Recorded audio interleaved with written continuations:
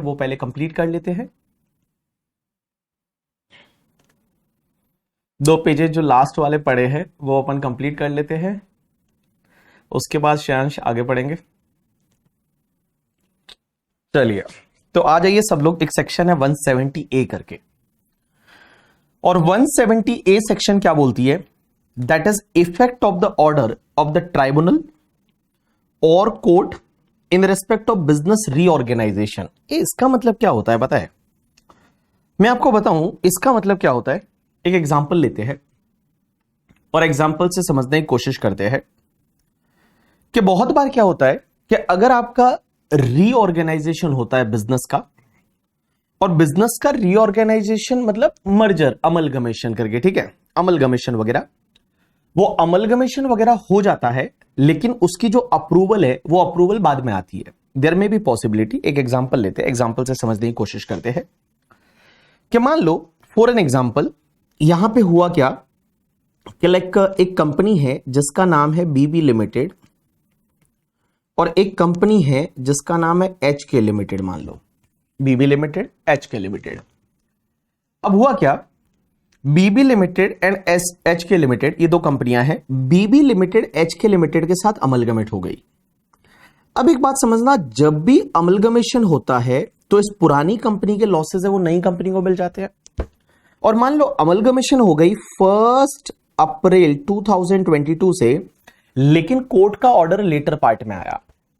अब एक बात समझिए, कोर्ट का ऑर्डर जब लेटर पार्ट में आया, कोर्ट का ऑर्डर है वो बाद में आया, और जब तक इसका जो कोर्ट का प्रोसीडिंग चलता रहता है इसका ऑर्गेनाइजेशन का, तब तक क्या होता है कि ये एचके लिमिटेड अपना रिटर्न है वो अपने हिसाब से फाइल करती है। पुरानी कंपनी के लॉसेस वगैरह है वो सेट ऑफ नहीं करती है जब तक कि कोर्ट का ऑर्डर नहीं आ जाता, क्योंकि अमलगमेशन ये करना चाहते हैं 1 अप्रैल 2022 से, बट बहुत बार कोर्ट का ऑर्डर 2024 में आया, 2025 में आया। तो सर एक बात बताओ, ऑलरेडी जो एचके लिमिटेड है उसने तो अपना रिटर्न फाइल कर दिया होगा।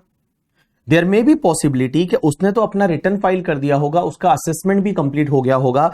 अब एक बात बताओ, अब मान लो कोर्ट ने मंजूरी दी अमलगमेशन की, और कोर्ट ने मंजूरी दी 1 अप्रैल 2022 से, तो सर एक बात बताओ, इस पुरानी कंपनी के लॉसेस जो है वो पुरानी कंपनी के लॉसेस नई कंपनी को मिलेंगे, नई कंपनी उसको सेट ऑफ करेगी, बट अभी तक तो किया ही नहीं था, और आपने ऑलरेडी रिटर्न भी फाइल कर दिया था, आपका असेसमेंट भी हो चुका था। तो अब यहां पे ये सेक्शन ये बोलती है कि आपका वापस से असेसमेंट होगा। यहां पे जो कोर्ट का ऑर्डर आएगा उसका इफेक्ट दिया जाएगा एओ के द्वारा।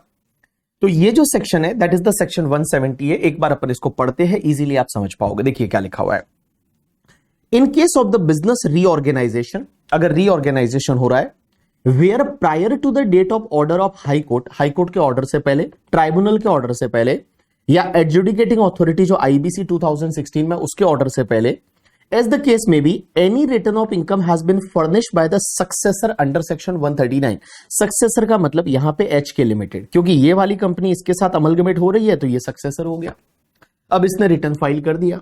For any assessment year relevant to the previous year to which the order applies, means उस ईयर का रिटर्न फाइल कर चुके हैं जिसपे ये ऑर्डर अप्लाई हो रहा है।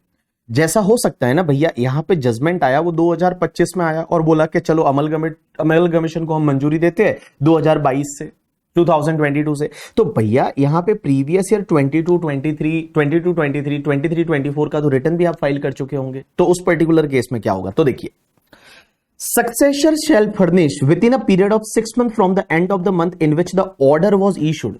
जब वो कोर्ट का ऑर्डर आता है, वो ऑर्डर जिस महीने में इशू हुआ है उस महीने के एंड से 6 महीने के अंदर अंदर उनको क्या करना पड़ेगा, रिटर्न फाइल करना पड़ेगा, मॉडिफाइड रिटर्न। और वो मॉडिफाइड रिटर्न आईटीआर ए में जाएगा। एक आईटीआर ए करके इलेक्ट्रॉनिकली एज पर द ऑर्डर के हिसाब से आपको मॉडिफाइड रिटर्न फाइल करना पड़ेगा। और जब आपने मॉडिफाइड रिटर्न फाइल किया तो उसके बेसिस पे अब असेसिंग ऑफिसर क्या करेगा, आपका असेसमेंट करेगा।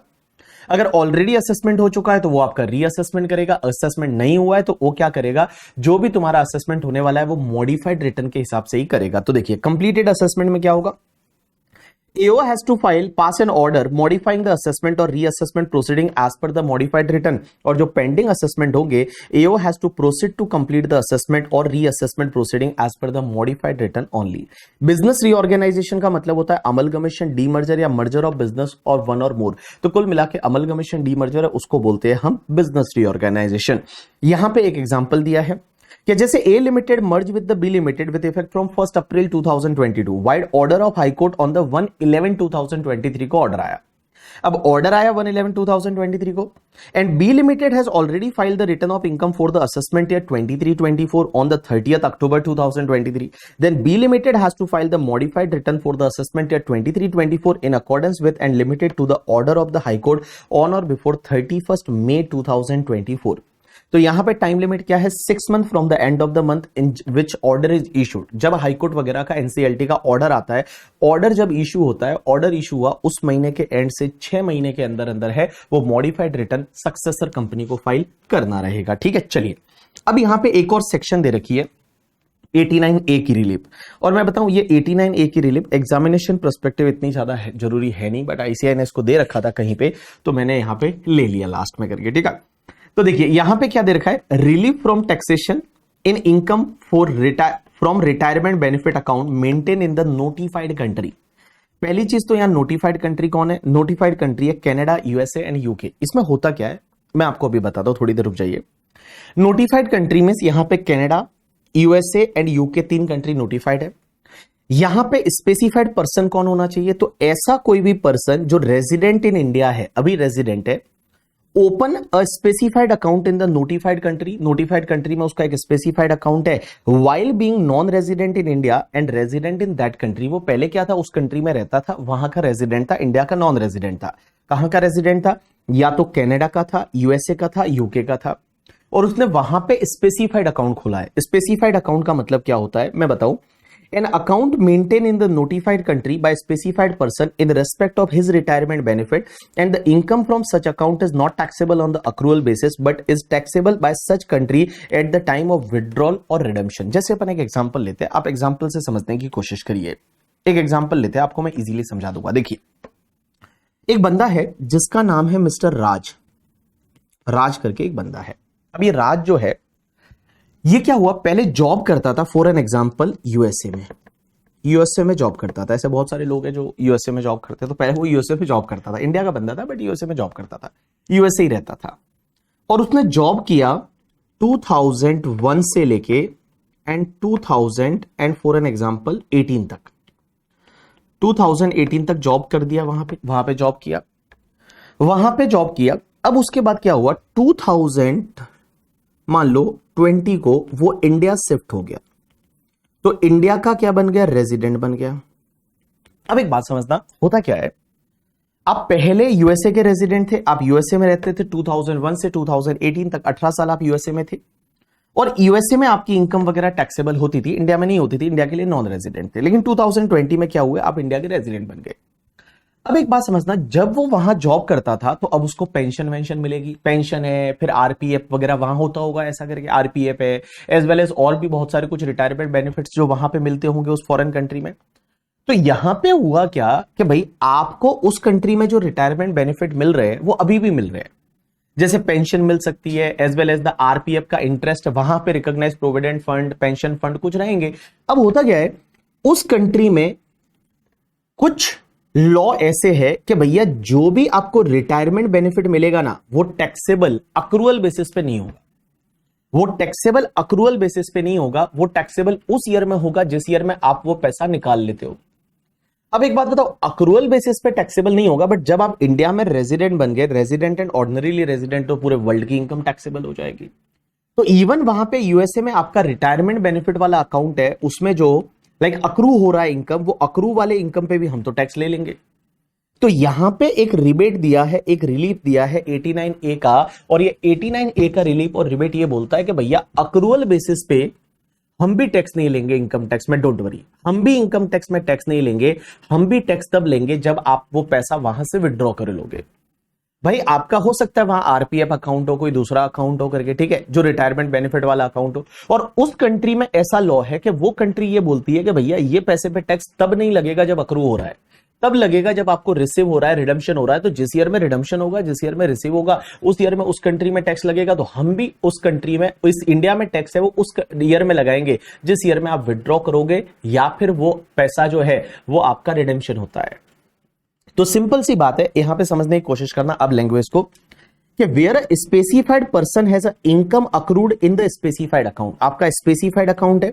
देखो स्पेसिफाइड पर्सन का मतलब क्या होता है, तो स्पेसिफाइड पर्सन ऐसा पर्सन जो इंडिया का रेजिडेंट है, उसने स्पेसिफाइड अकाउंट खोला है नोटिफाइड कंट्री में, being the non resident, India का जब नॉन रेजिडेंट था और उस कंट्री का रेजिडेंट था, उस टाइम पे उसने वहां पे एक स्पेसिफाइड अकाउंट खोला था। स्पेसिफाइड अकाउंट का मतलब होता है कोई भी ऐसा account maintain in the notified country by the specified person in respect of his retirement benefit, and income from such account is not taxable on the accrual basis but it will be taxable in that country at the time of withdrawal or redemption। और specified country कौन सी है, Canada, USA and UK, ये 3 country है वो specified country है। तो इन्होंने क्या बोला, देखना अब इंडिया में ये सेक्शन क्या बोलती है, ये सेक्शन बोलती है कि where specified person has income accrued in the specified account such income shall be taxable in the manner and in such a year as may be prescribe. उसके लिए हम प्रिस्क्राइब करेंगे कि कब ये टैक्सेबल होगी करके, ठीक है। तो अब ये इनकम कब टैक्सेबल होगी, उसके लिए क्या उन्होंने कोई प्रिस्क्रिप्शन दिया है, तो इन्होंने बोला है आंसर इज यस। तो देखिए अब इन्होंने क्या बोला, ये आपके पास ऑप्शन है कि आप वो इनकम को अभी टैक्सेबल करना चाहते हो या फिर रिडम्पशन पे करना चाहते हो, इंडिया में आप ऐसा कर सकते हो। तो देखिए where a specified person has income accrued in the specified account during the previous year 21-22 there or thereafter, इसका मतलब ये अमेंडमेंट 21-22 से आया था। At the option of the specified person means आपके पास ऑप्शन है, such income would be included in total income of the previous year in which income in that specified account is taxed at the time of withdrawal or redemption as the case may be in the notified country। The option has to be exercised for all the specified account maintained by the specified person। Means आप ये बोल सकते हो कि हम India में उस पे जो टैक्स है वो तब भरेंगे जिस ईयर में वहां पे विड्रॉ होगा, क्योंकि उस कंट्री में भी टैक्स तब लगेगा जब वहां पे विड्रॉ होगा, उस कंट्री में टैक्स तब लगेगा जब वहां पे रिडम्पशन होगा। तो इंडिया में भी टैक्स है वो उस कंट्री में लगाएंगे जिस ईयर में आपका विड्रॉ होगा। ये ऑप्शन अगर आप लेना चाहते हो तो ऑप्शन आप ये ले सकते हो।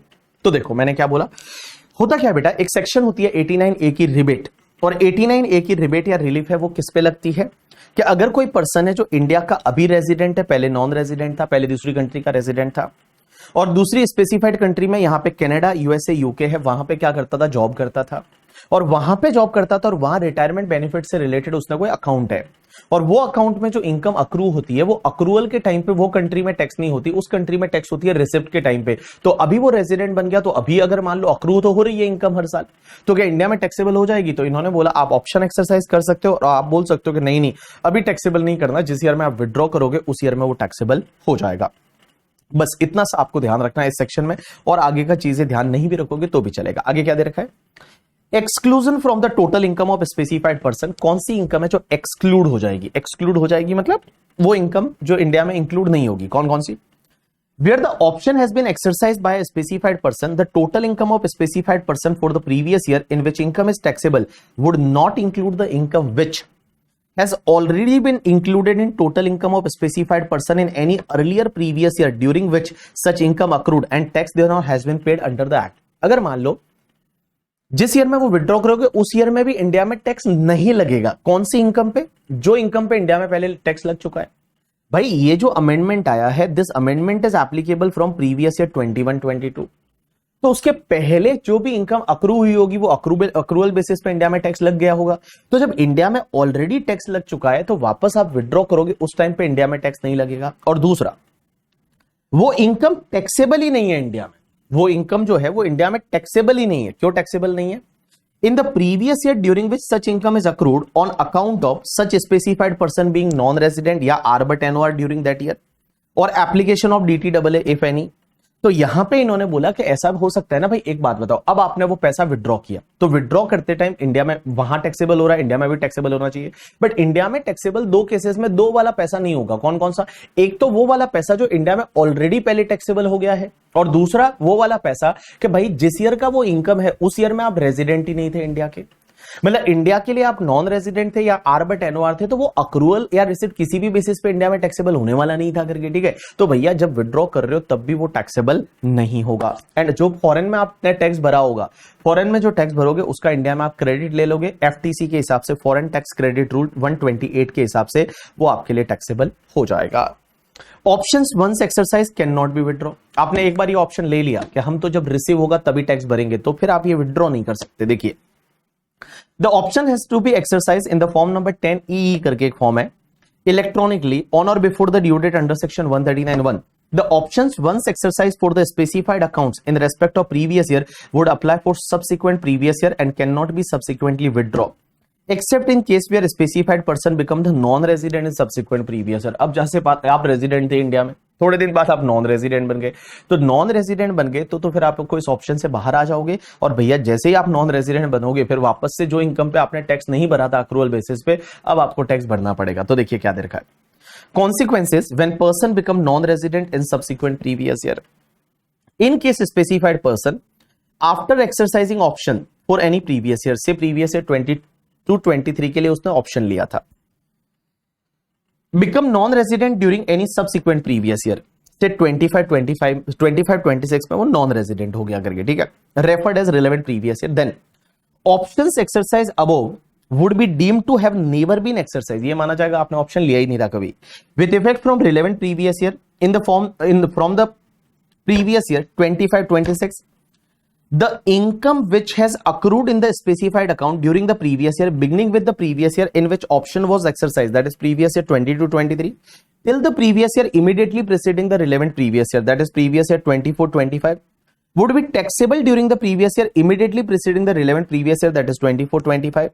The tax on such income has to be paid on or before due date of furnishing of return of income for the relevant previous year. अब एक बात बताओ, इन्होंने क्या बोला, जैसे कोई पर्सन पहले तो इंडिया का रेजिडेंट बन गया था, अब रेजिडेंट बन गया और उसने ऑप्शन एक्सरसाइज कर लिया, क्या उस इनकम पे मैं टैक्स भरूंगा जिस ईयर में वो रिसीव होगा।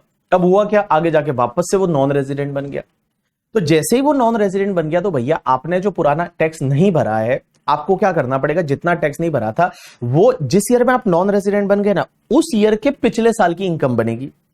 तो ये जो इनकम बनेगी ना, ये इनकम बनेगी प्रीवियस ईयर 24-25 की। ये नॉन रेजिडेंट कौन से ईयर में बना, नॉन रेजिडेंट बना ये 25-26 प्रीवियस ईयर में। तो ये इनकम जो बनेगी ये प्रीवियस ईयर 24-25 की बनेगी, लेकिन टैक्स कब भरना पड़ेगा, प्रीवियस ईयर 25-26 की जो ड्यू डेट आएगी तब तक आपको टैक्स भरना पड़ेगा। एक काम करते हैं, चलो मैं इसको एक एग्जाम्पल लेके समझा लेता हूं।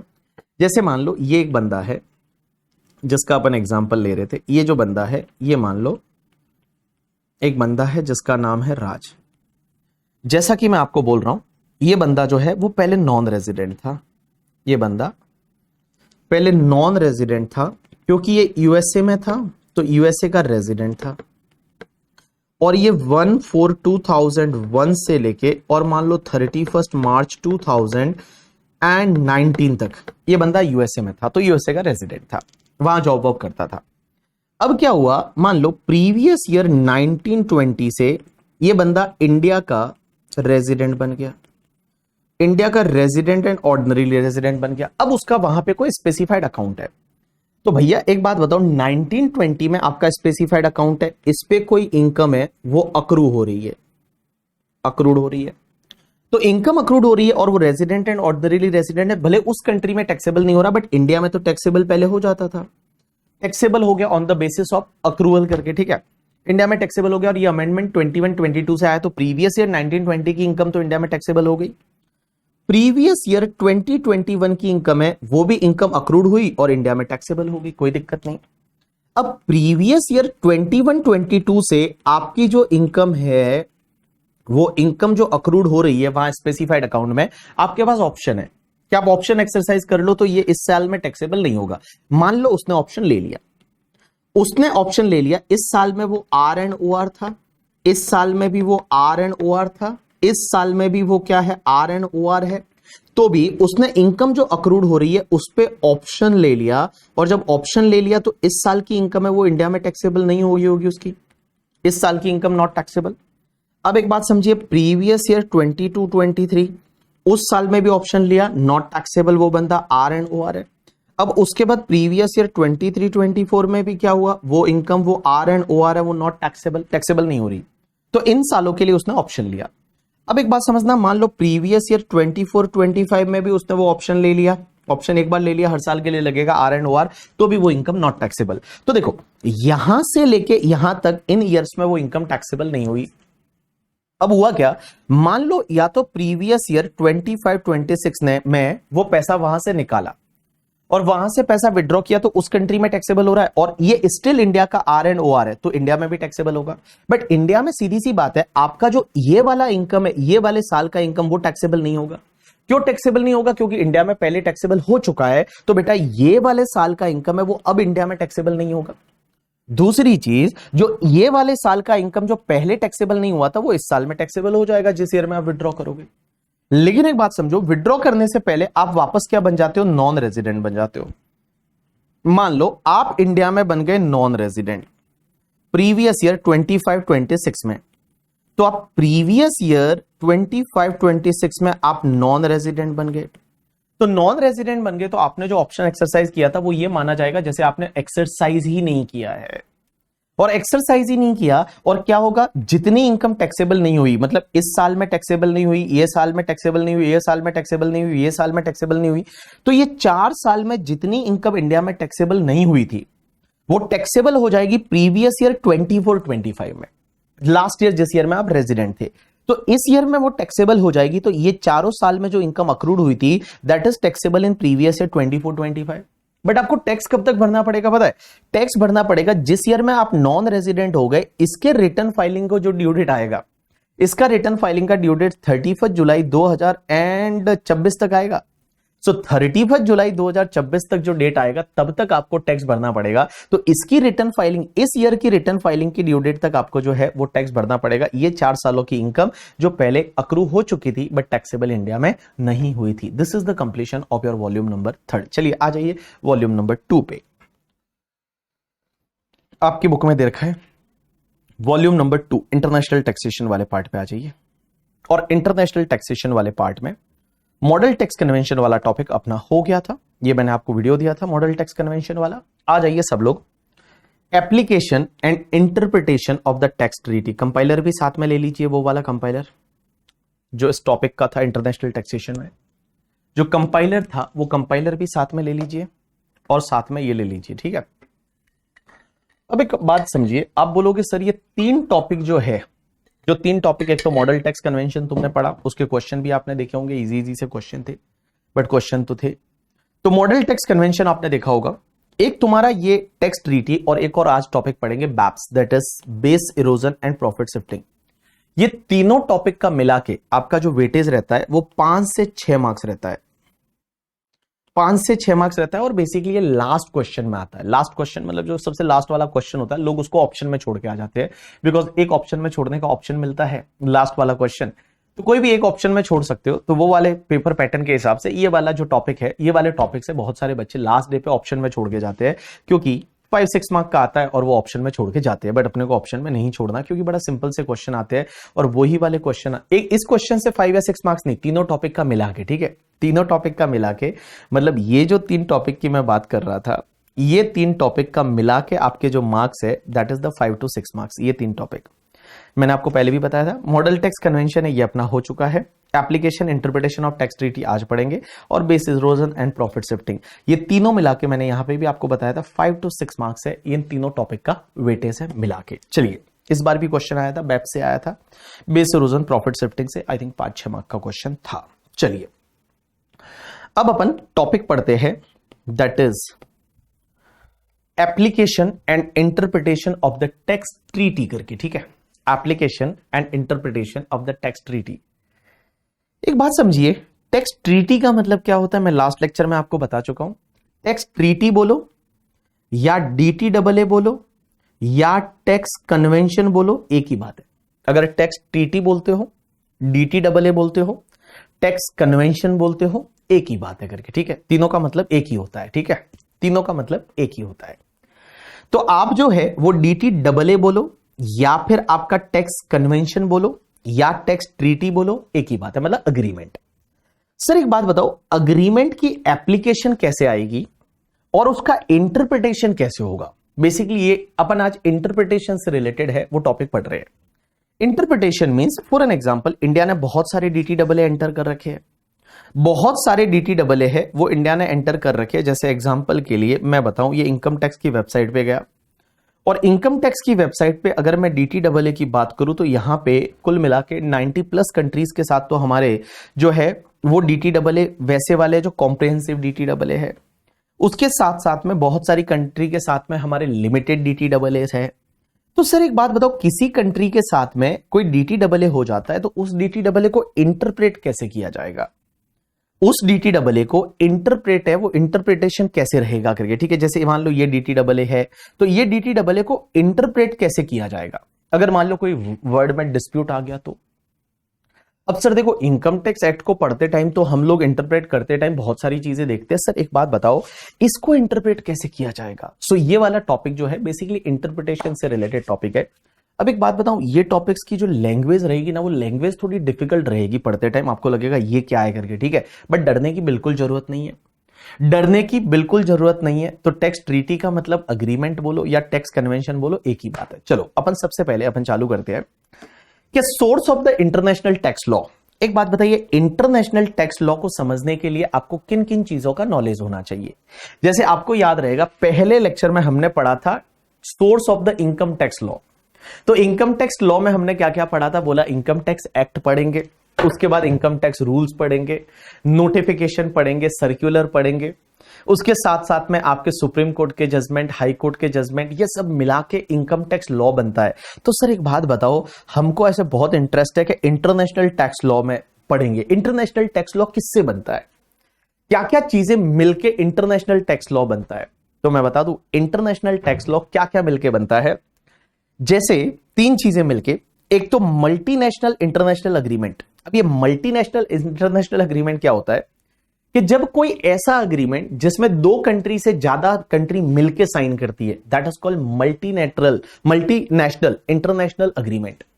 तो यहां पे मल्टीनेशनल इंटरनेशनल अग्रीमेंट किसको बोलते हैं कि जब 2 कंट्री से ज्यादा कंट्री मिलके, for an example G20 country ने सबने मिलके साइन कर दिया कोई अग्रीमेंट करके, ठीक है, सबने मिला, 20 लोग बैठे और 20 लोग ने मिलके मान लो साइन कर दिया अग्रीमेंट, उसको बोलेंगे हम मल्टीनेशनल इंटरनेशनल अग्रीमेंट करके। तो agreement sign by more than 2 country is called as the MIA। Example is जैसे Vienna convention of law of treaty, VCLT है। ये Vienna convention law of treaty क्या होता है कि वियना करके एक जगह है और Vienna convention law of treaty, वहां पे कुछ कंट्रियों ने मिलके, अप्रोक्स 97 के करीब कंट्री है, उन्होंने मिलके और एक अग्रीमेंट पे साइन किए थे कि अपन इस अग्रीमेंट को सब फॉलो करेंगे, गुड फेथ में फॉलो करेंगे। That is called your multinational international agreement. तो 2 कंट्री से ज्यादा कंट्रीज मिलकर कोई साइन करती है agreement, that is called multinational international agreement बोलते हैं। एक होता है DTAA। DTAA किसको बोलेंगे? DTAA जब 2 कंट्री आपस में मिलकर साइन करती है, that is double taxation avoidance agreement. लेकिन DTAA में it includes protocol as well as the memorandum of understanding and exchange of information etcetera etcetera, forming part of the DTAA। अब आप बोलोगे ये प्रोटोकॉल क्या होता है, आगे जाके अभी समझेंगे अपन प्रोटोकॉल क्या होता है। मेमोरेंडम ऑफ अंडरस्टैंडिंग, तो एक तो होता है DTAA साइन कर लिया, जैसे मान लो इंडिया है और इंडिया चाइना ने एक अग्रीमेंट साइन किया, उसके बाद में कुछ अमेंडमेंट करना है, तो अमेंडमेंट किया जाता है प्रोटोकॉल के थ्रू। तो प्रोटोकॉल उसमें ऐड किया जाता है, कुछ प्रोटोकॉल्स है वो अपन ऐड करते हैं लास्ट में, तो that is called, you can say that the amendment in the agreement. तो अग्रीमेंट में अमेंडमेंट करना है, कोई चीजें है वो डालनी है, तो उसके लिए वो लोग क्या करते हैं, प्रोटोकॉल साइन करते हैं।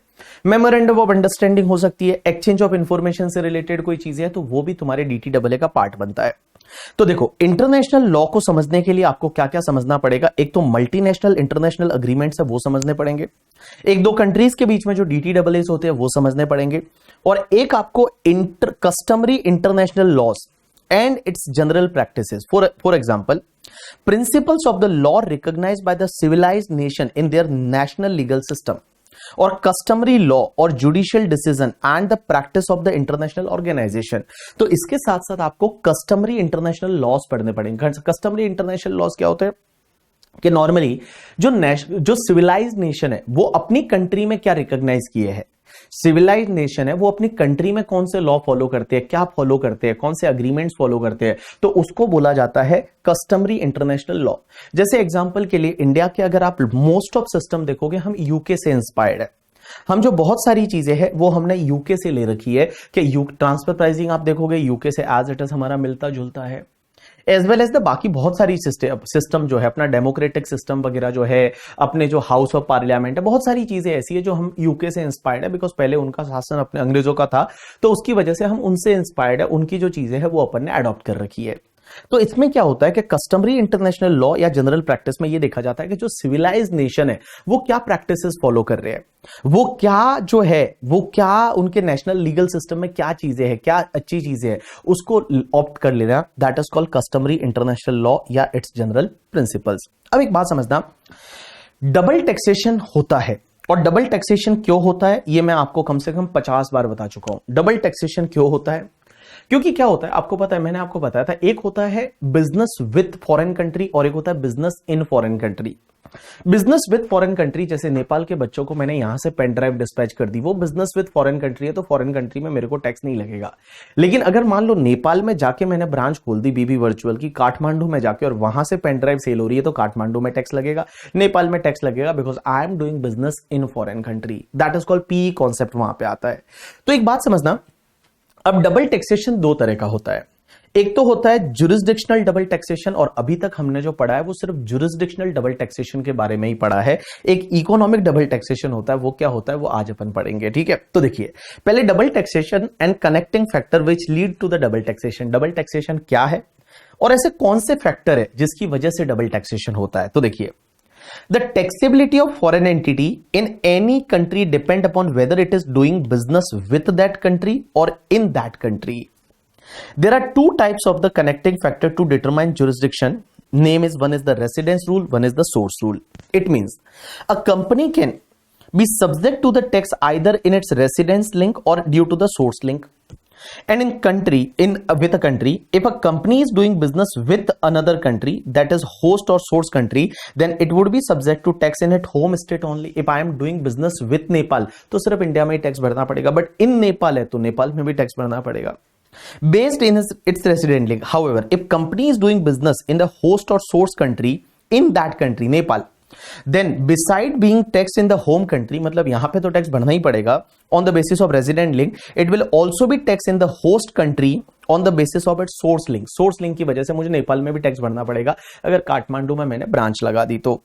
अब इसमें इस टैक्सेशन को बोला जाता है jurisdictional double taxation. Jurisdictional double taxation का मतलब होता है कि दोनों कंट्री में टैक्स हो रहा है करके, ठीक है। That is jurisdictional double taxation. ये क्यों हो रहा है? मतलब पर्सन एक ही है, इनकम एक ही के हाथ में, बट दोनों कंट्री में टैक्स लग रहा है उस पर्सन के हाथ में। That is called jurisdictional double taxation. तो देखिए क्या लिखा हुआ है, when source rule overlap double taxation may arise, that is tax is imposed by the two or more countries as per their domestic tax law in respect of same transaction or income is deemed to be arise in their respective jurisdiction.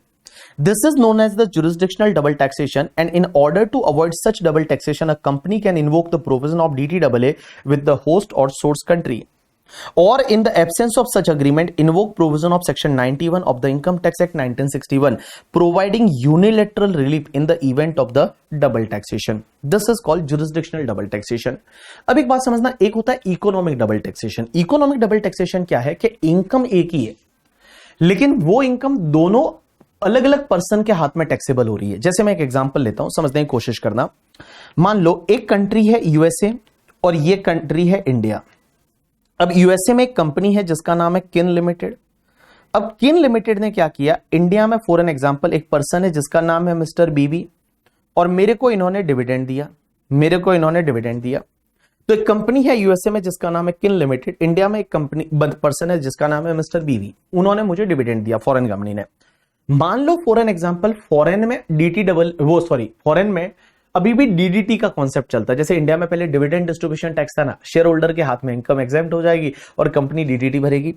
तो इन्होंने क्या किया, मुझे dividend दिया और इस dividend pay मान लो foreign company ने डीडीटी भर दिया। अब फॉरेन कंपनी ने उस डिविडेंड पे डीडीटी भरा और वही डिविडेंड मेरे हाथ में भी टैक्सेबल हो गया। इंडिया में तो टैक्सेबल होगा ही करके डिविडेंड। अब एक बात बताओ, इनकम एक ही है दैट इज डिविडेंड, बट उस डिविडेंड पे दो जगह टैक्स लग रहा है, दो अलग अलग पर्सन सेम इनकम पे दो अलग अलग पर्सन है वो टैक्स भर रहे हैं। That is called your economic double taxation. तो दो तरह के डबल टैक्सेशन होते हैं, ये भी एग्जाम में क्वेश्चन आ चुका है एक बार कि what do you mean by the jurisdictional double taxation and economic double taxation.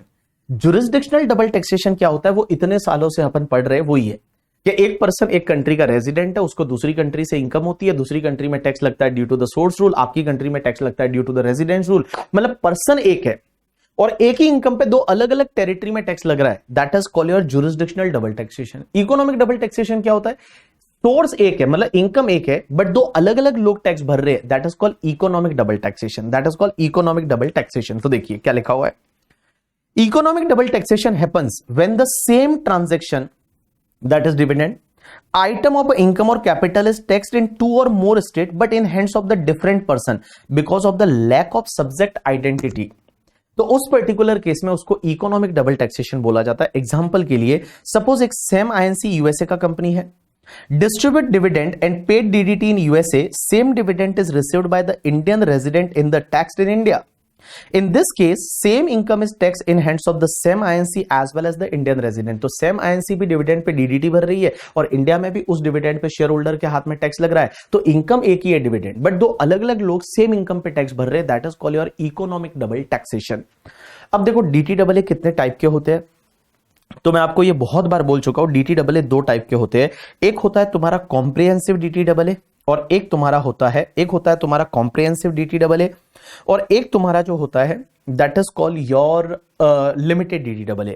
Comprehensive DTAA किसको बोलते हैं पता है, कि जिसमें बहुत सारी चीजें ऑलमोस्ट सब इनकम कवर होती है, that is called comprehensive DTAA। और लिमिटेड DTAA किसको बोलते हैं, जिसमें कुछ इनकम ही कवर होती है, that is called limited DTAA करके। ठीक है, तो देखिए क्या दे रखा है, एक होता है types of DTAA, limited DTAA is a certain type of income only covered।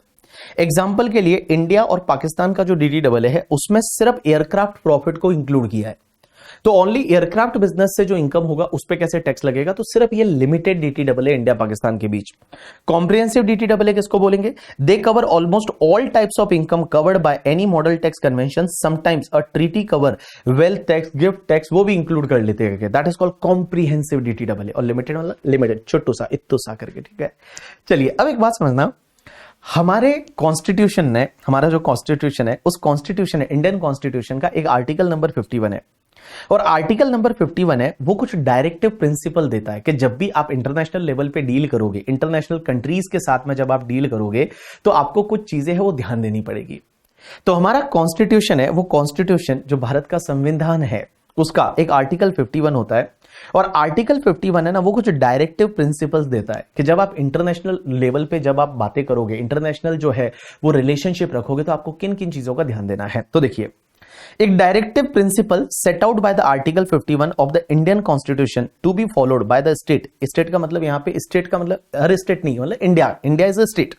तो देखिए क्या लिखा हुआ है, directive principle set out by article 51 of the Indian constitution to be followed by state in the context of international agreement. क्या क्या चीजें ध्यान देनी पड़ेगी, the state shall endeavour to the promote international peace and security. ये इसको हम promote करेंगे, ये डायरेक्टिव प्रिंसिपल है कि हम इंटरनेशनल पीस एंड सिक्योरिटी को प्रमोट करेंगे। दूसरा हम क्या करेंगे, maintain just and honourable relationship among Nations. हम हर नेशन के साथ में जस्ट और ऑनरेबल रिलेशनशिप है उसको बनाए रखने की कोशिश करेंगे। हम क्या करेंगे, foster respect for international law and treaty obligation in dealing with organised people with one other. जब भी हम किसी के साथ में डील करेंगे, किसी कंट्री के साथ में, तो हम क्या करेंगे, इंटरनेशनल लॉ और जो ट्रीटी की ऑब्लिगेशन है उसकी रेस्पेक्ट करेंगे, हम उसकी रेस्पेक्ट करेंगे। And encourage settlement for international dispute by the arbitration. जितने भी इंटरनेशनल डिस्प्यूट होंगे उसको हम आर्बिट्रेशन के थ्रू सॉल्व करने की कोशिश करेंगे, हम उसको सॉल्व करने की कोशिश करेंगे, ये हम करेंगे। ऐसे 4 डायरेक्टिव प्रिंसिपल दे रखे अपने कॉन्स्टिट्यूशन ने।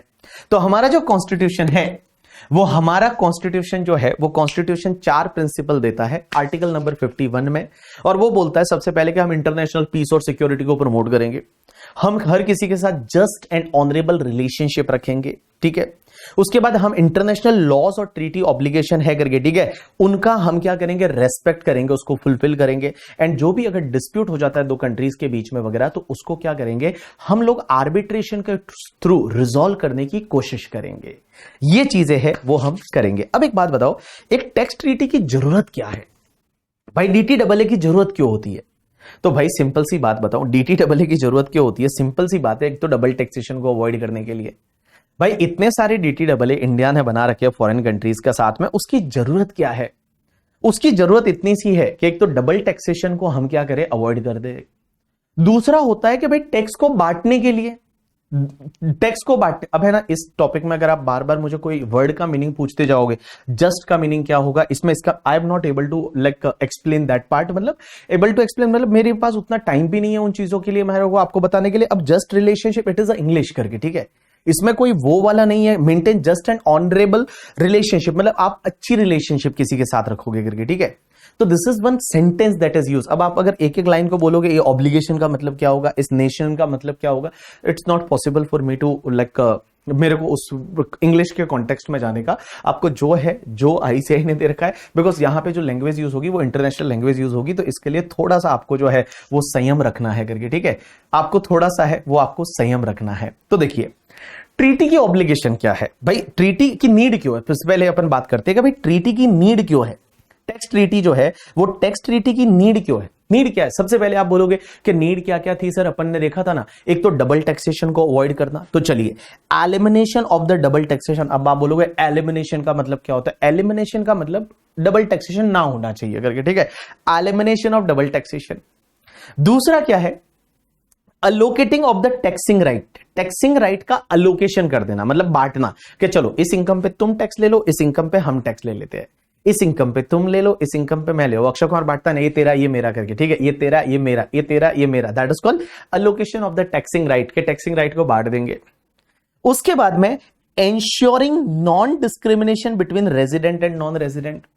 आपको पता है DTAA में, हर DTAA में एक क्लॉज रहता है that is called your non discrimination clause. I think article number 24 होता है। और वो नॉन डिस्क्रिमिनेशन क्लॉज क्या बोलता है कि भाई ट्रीटी इसलिए बनाई जाती है कि एक दूसरे के बीच में जो है वो डिस्क्रिमिनेशन आप ना करो।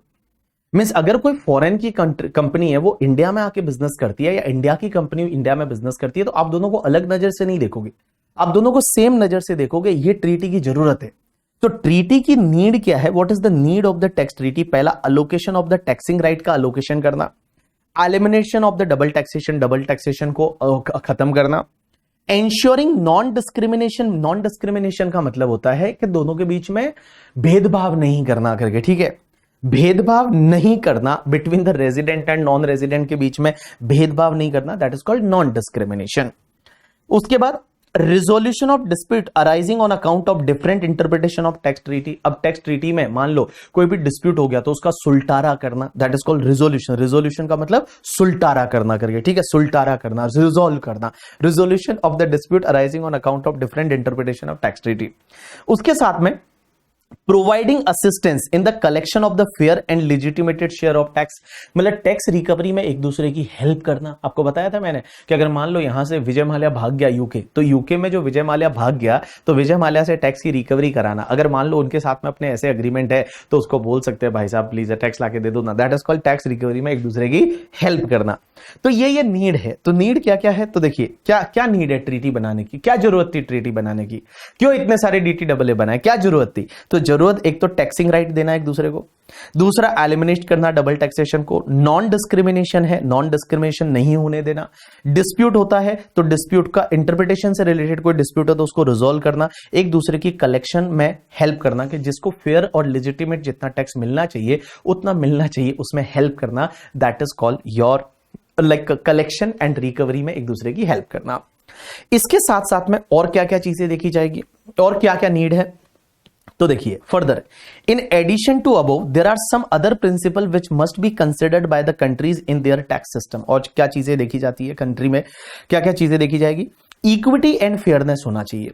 इक्विटी एंड फेयरनेस का मतलब होता है DTAA की इसलिए जरूरत है क्योंकि इक्विटी एंड फेयरनेस की, equity and fairness means same income earn by different tax payer must be taxed at the same rate regardless of the source of the income.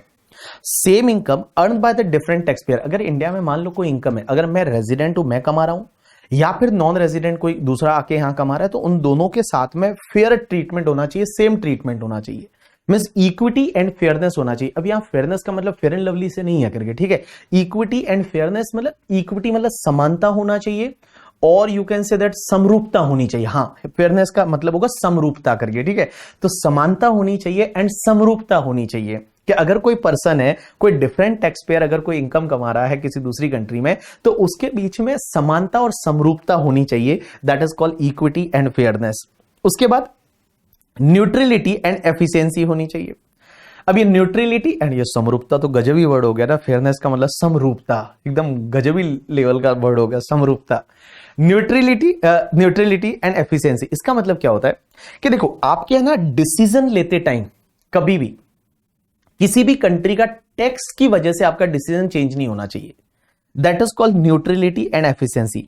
Neutrality and efficiency का मतलब होता है करके, ठीक है, neutrality and efficiency का मतलब होता है कि आपका अगर कोई भी डिसीजन है, बिजनेस डिसीजन, वो टैक्स की वजह से चेंज नहीं होना चाहिए। अगर मैं बिजनेस इंडिया में करूं या बिजनेस मैं चाइना में करूं, मेरा डिसीजन जो है बिजनेस करने का वो टैक्स की वजह से चेंज नहीं होना चाहिए। That is called neutrality and efficiency. तो देखिए क्या लिखा हुआ है, neutrality factor provides that economic process should not be affected by external factor such as the taxation. Neutrality is a two fold, मतलब दो टाइप की न्यूट्रलिटी होती है। एक होती है capital export neutrality. Capital export neutrality किसको बोलते हैं? Capital export neutrality provides that business decision must not be affected by the tax factor between the country of resident and target country. अगर मान लो मैं इंडिया में बिजनेस करूं या मैं चाइना में बिजनेस करूं, तो मेरा जो डिसीजन है वो टैक्स की वजह से चेंज नहीं होना चाहिए। तो मैंने एक एग्जांपल दिया यहां पे, देखिए कि mister Devam, resident of India, wants to invest in business in country X, then his business decision must not be affected due to the taxation. एक होता है capital import neutrality. Capital import neutrality क्या होता है? Provides that the level of tax imposed on the non resident as well as the resident must be the similar. मतलब capital import neutrality मतलब पैसा इस कंट्री में आ रहा है, तो भैया इंडिया में जो रेजिडेंट लोगों के साथ में आप टैक्स ले रहे हो उतना ही आप नॉन रेजिडेंट से भी लोगे। That is called capital import neutrality. Capital export neutrality क्या होता है? जैसे इंडिया के लोग बाहर कहीं बिजनेस करना चाहते हैं, तो भाई आप बाहर बिजनेस करो, कैपिटल बाहर ले जाओ, बट आपका जो डिसीजन है, बिजनेस डिसीजन, टैक्सेशन की वजह से चेंज नहीं होना चाहिए। That is called capital export neutrality. तो इंपोर्ट न्यूट्रलिटी का मैंने एक एग्जांपल दिया कि mister Sam is a resident of country X doing business in India, then tax imposed on Sam and Indian resident person must be the similar. Same tax होना चाहिए, ऐसा नहीं होना चाहिए आप सैम से ज्यादा ले रहे हो और इंडिया वालों से कम ले रहे हो करके, ठीक है। उसके साथ साथ में और क्या नीड है? Promotion of the mutual economic relationship. दो कंट्री के बीच में इकोनॉमिक रिलेशनशिप को प्रमोट करना है। जैसे आपको पता है इंडिया और यूके के बीच में ट्रेड डील साइन होने वाली है, तो ट्रेड डील साइन होगी, वो भी तो एक अग्रीमेंट है, वो भी तो एक ट्रीटी है। तो ट्रीटी साइन होगी जिससे क्या होगा? म्यूचुअल इकोनॉमिक रिलेशनशिप बढ़ेगा, ट्रेड बढ़ेगा, इन्वेस्टमेंट बढ़ेगा। तो ये सब चीजें है ना, ये नीड है। अगर कोई पूछे ट्रीटी की नीड क्या है, कोई भी अग्रीमेंट, ट्रीटी का मतलब हम सिर्फ टैक्स ट्रीटी की बात नहीं कर रहे, कोई भी अग्रीमेंट उसकी नीड क्या हो सकती है करके, ठीक है। उसकी जो नीड है वो नीड क्या हो सकती है? तो इन्होंने बोला कि या तो आपका टैक्सिंग राइट का अलोकेशन करो, डबल टैक्सेशन को एलिमिनेट करने में, नॉन डिस्क्रिमिनेशन करने में, जो भी डिस्प्यूट्स अगर होता है इंटरप्रिटेशन ऑफ ट्रीटी में उसको रिजॉल्व करने में, उसके साथ साथ में एक दूसरे के लेजिटिमेट टैक्स के शेयर को कलेक्ट करने में, हेल्प करने में। उसके बाद में इनके अलावा और क्या क्या प्रिंसिपल होने चाहिए? इक्विटी एंड फेयरनेस होनी चाहिए, मीन समता और समरूपता होनी चाहिए चीजों में। उसके बाद न्यूट्रलिटी एंड एफिशिएंसी, मतलब आपके बिजनेस डिसीजन, दो तरह की न्यूट्रलिटी होती है, एक होती है कैपिटल एक्सपोर्ट न्यूट्रलिटी और एक capital import neutrality. Capital export neutrality ये बोलती है कि आप अगर किसी और कंट्री में बिजनेस करना चाहते हो या अपनी कंट्री में आप बिजनेस कर रहे हो, तो business decision will not be change due to the taxation. That is called capital export neutrality. Capital import neutrality क्या होता है कि अगर मान लो कोई पर्सन आपकी कंट्री में इन्वेस्ट करता है, तो भैया आप अपने यहाँ के रेजिडेंट से जितना टैक्स ले रहे हो उतना ही टैक्स जो है वो आप उससे भी लोगे, उससे ज्यादा टैक्स नहीं लोगे।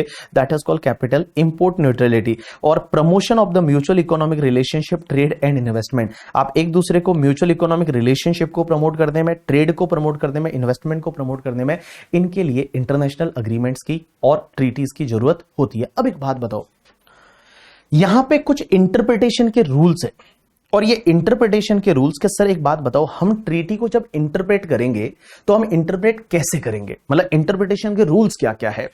तो यहां पे जनरल रूल ऑफ इंटरप्रिटेशन दे रखे, और उसके बाद में एक और रूल्स आएंगे, दैट इज कॉल्ड वीसीएलटी के rule, that is Vienna convention of law of treaty के rule, that is principle of the Vienna convention law of treaty. Vienna convention law of treaty एक ट्रीटी बनी थी, उस treaty में भी कुछ rule दे रखे थे इंटरप्रिटेशन के।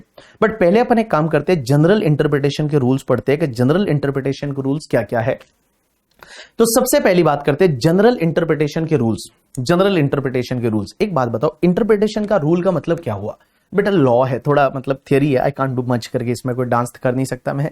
जो एग्जांपल मैं ले सकता हूं वो मैं ले सकता हूं कि सर एक बात बताओ, जैसे मान लो ये ट्रीटी बनी है, मोदी जी आ गए यहां पे, अब यहां पे कोई ट्रीटी बनी है इंडिया और फॉरेन कंट्री के साथ में, इंटरनेशनल टैक्सेशन का आ गया है इसमें, यहां पे एक ट्रीटी बनी है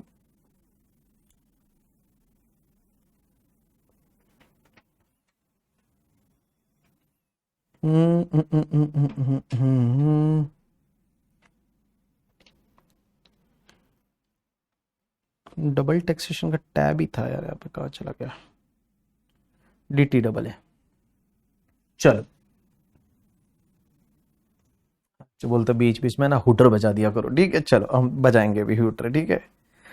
चलिए तो हम बात कर रहे थे DT डबल ए की। तो इंडिया के बहुत सारे DT double A her country के साथ में। अब आप एक बात समझिए, इंडिया के बहुत सारे DT double A her country के साथ में, तो सर एक बात बताइए, DT डबल ए जैसे ये ईरान के साथ हमारा लिमिटेड DT डबल ए है, इसके साथ साथ में लिमिटेड DT डबल ए बहुत सारी कंट्रीज के साथ में है, तो एक कॉम्प्रिहेंसिव मलेशिया के साथ में। चलो मलेशिया वाला अग्रीमेंट देखते हैं। ये सर मलेशिया के साथ हमारा जो अग्रीमेंट है, इस अग्रीमेंट को इंटरप्रेट कैसे करेंगे, मतलब how we will do the interpretation करके, ठीक है। तो चलिए अपन बात करते हैं इंटरप्रिटेशन के कुछ रूल्स की, कि इसको सर इंटरप्रेट कैसे करेंगे। तो इंटरप्रेट, मैंने ग्लास में से पानी पिया था ना, मुझे खुद को याद नहीं है करके, ठीक है।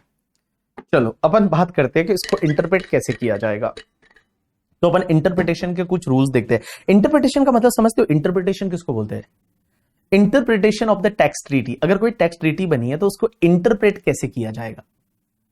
अब एक बात बताओ, इंटरप्रिटेशन किसको बोलेंगे? इंटरप्रिटेशन मतलब उसको इंटरप्रेट करना। किसको बोलेंगे इंटरप्रिटेशन? बोलो ना यार।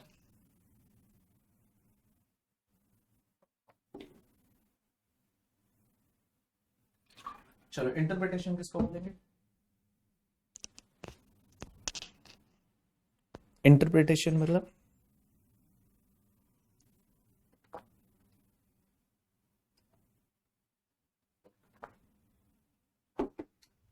इंटरप्रिटेशन का मतलब होता है कि इसको कैसे पढ़ा जाए। Yes, very good. इसको कैसे समझा जाए करके, ठीक है, इसको कैसे समझा जाए, हर चीज को समझना, दैट इज कॉल्ड इंटरप्रिटेशन। तो एक बात समझो, यहां पे कुछ बेसिक प्रिंसिपल्स दे रखे हैं इंटरप्रिटेशन के, और ये इंटरप्रिटेशन के बेसिक प्रिंसिपल्स क्या क्या बोलते हैं समझने की कोशिश करना। तो interpretation of the text treaty, text treaty के इंटरप्रिटेशन के कुछ प्रिंसिपल्स दे रखे। Basic principle of interpretation of treaty derived by the customary international law. Customary international law का मतलब होता है कि भैया इतने सालों से जो इंटरनेशनल लेवल पे प्रैक्टिसेस चल रही है, उन प्रैक्टिसेस के बेसिस पे ये रूल्स जो है वो निकल के आए, कुछ रूल्स निकल के आए हैं, और उस रूल्स जो है, उन रूल्स के हिसाब से आपको कोई भी अग्रीमेंट को इंटरप्रेट करना है। तो जब आप इंटरप्रेट करोगे, अब आप बोलोगे ये रूल्स कहां से आए, जैसे आप बोल रहे हो golden rule, this is called objective interpretation, यहां बोल रहे हो सब्जेक्टिव इंटरप्रिटेशन, यहां बोलते हो पर्पसिव इंटरप्रिटेशन। ये रूल आए कहां से? ये आए हैं कस्टमरी इंटरनेशनल लॉ से। कस्टमरी इंटरनेशनल लॉ का मतलब होता है, देखो वर्ल्ड लेवल पे जो ट्रेड हो रहे हैं, वर्ल्ड लेवल पे जो अग्रीमेंट बन रहे हैं, वो लास्ट के 100-200 साल से बन रहे हैं। तो इतने सालों से क्या चीजें निकल के आई, कैसे निकल के आई, उनके बेसिस पे यहां पे कुछ इंटरप्रिटेशन के रूल्स है। सबसे पहला रूल जिसको बोला जाता है गोल्डन रूल, एंड उसको बोला जाता है ऑब्जेक्टिव इंटरप्रिटेशन। ऑब्जेक्टिव इंटरप्रिटेशन का मतलब क्या होता है कि जब भी आप किसी टर्म को पढ़ोगे, आइडियली एनी टर्म या एनी वर्ड, कोई भी टर्म आप पढ़ोगे अग्रीमेंट का, कोई भी वर्ड आप पढ़ोगे, should be interpreted keeping its objective और ऑर्डिनरीली और literal meaning in mind. Means भैया जब भी आप किसी वर्ड को पढ़ोगे ना, किसी टर्म को पढ़ोगे, तो आपको उसका ऑब्जेक्टिव ध्यान में रखते हुए पढ़ना है। ऑब्जेक्टिव, ऑर्डिनरी मीनिंग और literal meaning in the mind, and the term has to be interpreted contextually. However, if grammatical interpretation would result in the absurdity of inconsistency, it should not be adopted. मतलब बड़ा simple सा rule है कि भैया आप किसी भी term को पढ़ोगे ना, जैसे मान लो आपने किसी चीज को पढ़ा, तो जब आप किसी चीज को पढ़ोगे तो उसको उसका ऑब्जेक्टिव, ऑर्डिनरी और लिटरल मीनिंग माइंड में रख के और पढ़ना है कि भैया उसका ऑब्जेक्टिव क्या है, मतलब अग्रीमेंट का ऑब्जेक्टिव क्या है। तो देखिए समझने की कोशिश करना, आइडियली एनी टर्म्स या कोई भी word should be interpreted keeping its objective और ऑर्डिनरी और लिटरल मीनिंग इन माइंड, लेकिन the term has to be interpreted contextually, उसके कॉन्टेक्चुअली आपको इसको पढ़ना है। एंड अगर मान लो उसका ग्रामेटिकल इंटरप्रिटेशन जब आप करते हो और उससे कुछ गलत या फिर इनकंसिस्टेंट जो है वो उसका मीनिंग आता है, तो फिर आपको अडॉप्ट नहीं करना। तो कोई भी अग्रीमेंट आप पढ़ोगे उसका पहला ऑब्जेक्टिव इंटरप्रिटेशन क्या बोलता है कि किसी भी वर्ड को आप पढ़ोगे ना तो वर्ड को पहले आप उसका ऑब्जेक्टिव मीनिंग क्या है, ऑर्डिनरी मीनिंग क्या है, लिटरल मीनिंग क्या है, वो ध्यान में रखते हुए उसको इंटरप्रेट करना है, उस वर्ड को पढ़ना है करके, ठीक है। This is called your golden rule. तो गोल्डन रूल या ऑब्जेक्टिव इंटरप्रिटेशन क्या बोलता है कि भैया आपको उसके ऑब्जेक्ट को ध्यान में रखते हुए किसी भी वर्ड को पढ़ना है, किसी भी लाइक वर्ड है, टर्म है, उसको पढ़ना है। This is called your golden rule. दूसरा है सब्जेक्टिव इंटरप्रिटेशन। सब्जेक्टिव इंटरप्रिटेशन क्या बोलता है बताए कि टर्म्स ऑफ द ट्रीटी, मतलब जो भी आपके वर्ड्स है, टर्म्स है ट्रीटी के, are to be interpreted according to the common intention of the contracting parties at the time treaty was concluded. भैया एक बात बताओ, जब वो ट्रीटी कंक्लूड हुई थी उस टाइम पे आपका कॉमन ऑब्जेक्टिव क्या था दोनों कंट्री का? जैसे एग्जांपल के लिए मैं बताऊं, जैसे मान लो इंडिया और यूके का ट्रेड डील होने वाला है, तो ट्रेड डील होने वाला है, यहां पे इनका ऑब्जेक्टिव क्या है कि दोनों कंट्री में एक दूसरे के इंपोर्ट एक्सपोर्ट को अलाउ करना। तो हमारा मेन ऑब्जेक्टिव है वो ये है। तो भैया एक बात बताओ, आपका इंटेंशन क्या था वो ट्रीटी जब साइन हुई थी तब? वो इंटेंशन को ध्यान में रखते हुए आप इंटरप्रेट करोगे। This is called your subjective interpretation. तो सब्जेक्टिव इंटरप्रिटेशन का मतलब होता है terms of treaty are to be interpreted according to the common intention of the contracting parties at the time treaty was concluded.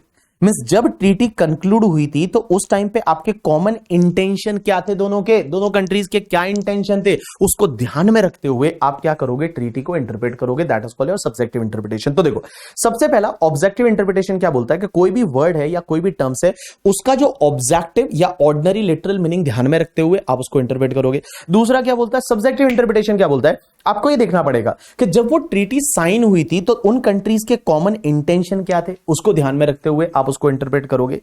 तीसरा purposive interpretation. Purposive interpretation का मतलब होता है कि treaty is to be interpreted so as to facilitate the attainment of the aim और objective of the treaty. कि भैया जब आप ट्रीटी को इंटरप्रेट करोगे ना तो आप ऐसे इंटरप्रेट करोगे जिससे कि ट्रीटी का पर्पस फुलफिल हो, जिससे कि ट्रीटी का जो एम था या ऑब्जेक्ट था वो फुलफिल हो, ये ध्यान में रखते हुए आप इंटरप्रेट करोगे। तो आप ट्रीटी को इंटरप्रेट करते टाइम क्या ध्यान में रखोगे, तो आप ये ध्यान में रखोगे उस ट्रीटी का एम क्या था, ऑब्जेक्टिव क्या था करके, ठीक है, उसको ध्यान में रखते हुए आप उसके पर्पस तक पहुंचने की कोशिश करोगे। That is called your purposive interpretation. तो अपन ने 3 रूल पढ़े अभी तक। सबसे पहला क्या था, ऑब्जेक्टिव इंटरप्रिटेशन। ऑब्जेक्टिव इंटरप्रिटेशन जिसको गोल्डन रूल बोलते हैं कि जो भी टर्म्स है या वर्ड है उसका पहले आप ऑब्जेक्टिव, ऑर्डिनरी या लिटरल मीनिंग है उसको ध्यान में रखिए। लेकिन वो मीनिंग अगर मान लो इनकंसिस्टेंसी देता है उसी अग्रीमेंट में, या एब्सर्डिटी देता है, मतलब गलत ही मीनिंग देता है, तो आप एक काम करिए फिर उसको छोड़ दीजिए। सब्जेक्टिव इंटरप्रिटेशन क्या है कि ये देखा जाएगा कि जब ट्रीटी बनी थी तो कॉमन इंटेंशन क्या था पार्टीज का। पर्पसिव इंटरप्रिटेशन ये देखा जाता है कि इसका आप ऐसे इंटरप्रेट करो जिससे कि आप पर्पस तक पहुंच जाओ, आप जो उसके एम तक पहुंच जाओ, उसके ऑब्जेक्टिव तक पहुंच जाओ, ऐसे आपको इंटरप्रेट करना है किसी भी ट्रीटी को। तीसरा principal of the effectiveness, means आप कभी भी ट्रीटी को ऐसे इंटरप्रेट करोगे जिससे कि उसकी इफेक्टिवनेस बनी रहे। मतलब ऐसा ना हो जाए कि नहीं ये ट्रीटी काम की नहीं, अवॉइड हो जाए, उसकी इफेक्टिवनेस को खत्म नहीं करना है। आप ऐसे इंटरप्रेट करोगे कि treaty should be interpreted in the manner to have effect rather than make it void. आप उसको ऐसे इंटरप्रेट करोगे जिससे कि उस ट्रीटी की इफेक्टिवनेस बनी रहे। आप उसको ऐसे इंटरप्रेट नहीं करोगे नहीं ये तो काम की नहीं है करके, ठीक है, ये तो गलत है, ऐसा नहीं। आप उसकी इफेक्टिवनेस को बनाए रखने के लिए करके, ठीक है, कोशिश करोगे। उसके बाद नेक्स्ट रूल बोलता है कि प्रिंसिपल ऑफ द कॉन्टेपोरेनिया एक्सपोजिटियो या क्या बोलेंगे करके, ठीक है, तो कॉन्टेपोरेनिया एक्सपोजिटो, ये रूल ये बोलता है कि treaty terms are normally to be interpreted on the basis of their meaning at the time when treaty was concluded. कि भैया जब ट्रीटी बनी थी आज से 20 साल पहले, उस टाइम उस वर्ड का मीनिंग क्या था उस टाइम पे, वो मीनिंग लेके करेंगे। बट ये जो रूल है ये हर जगह एप्लीकेबल नहीं होता। दैट इज कॉल्ड कॉन्टेपोरेनिया एक्सपोजिटो, ऐसा कुछ ये वर्ड है करके, ठीक है, ये कोई फॉरेन की लैंग्वेज से उन्होंने उठा रखा है। इसका मीनिंग ये होता है कि जब ट्रीटी साइन हुई थी उस टाइम पे उस वर्ड का मीनिंग क्या था, उस टाइम का वर्ड का मीनिंग लेके और आप उसको इंटरप्रेट करेंगे। That is called your contemporanea expositio. अब एक बात समझना, नेक्स्ट पॉइंट ये बोलता है करके, ठीक है, जो भी इसको जैसे आप प्रोनाउंस करना है वो कर लेना, नेक्स्ट पॉइंट बोलता है लिबरल कंस्ट्रक्शन। लिबरल कंस्ट्रक्शन क्या होता है कि जब भी आप डीटीडब्ल्यूए को पढ़ोगे ना तो उसको लिबरली पढ़ोगे। एक होता है नहीं रिजिडली पढ़ेंगे, एक होता है लिबरली पढ़ेंगे, फर्क है दोनों में।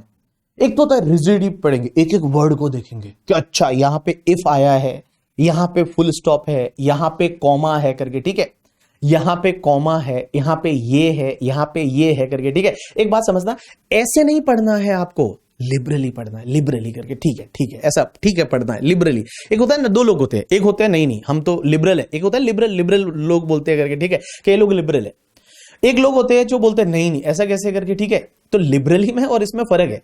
देखो आपके डोमेस्टिक जितने भी लॉ है, इनकम टैक्स लॉ, उसको हम लोग है ना लिबरली नहीं पढ़ते, उसको हम कॉमा फुल स्टॉप का भी मीनिंग होता है।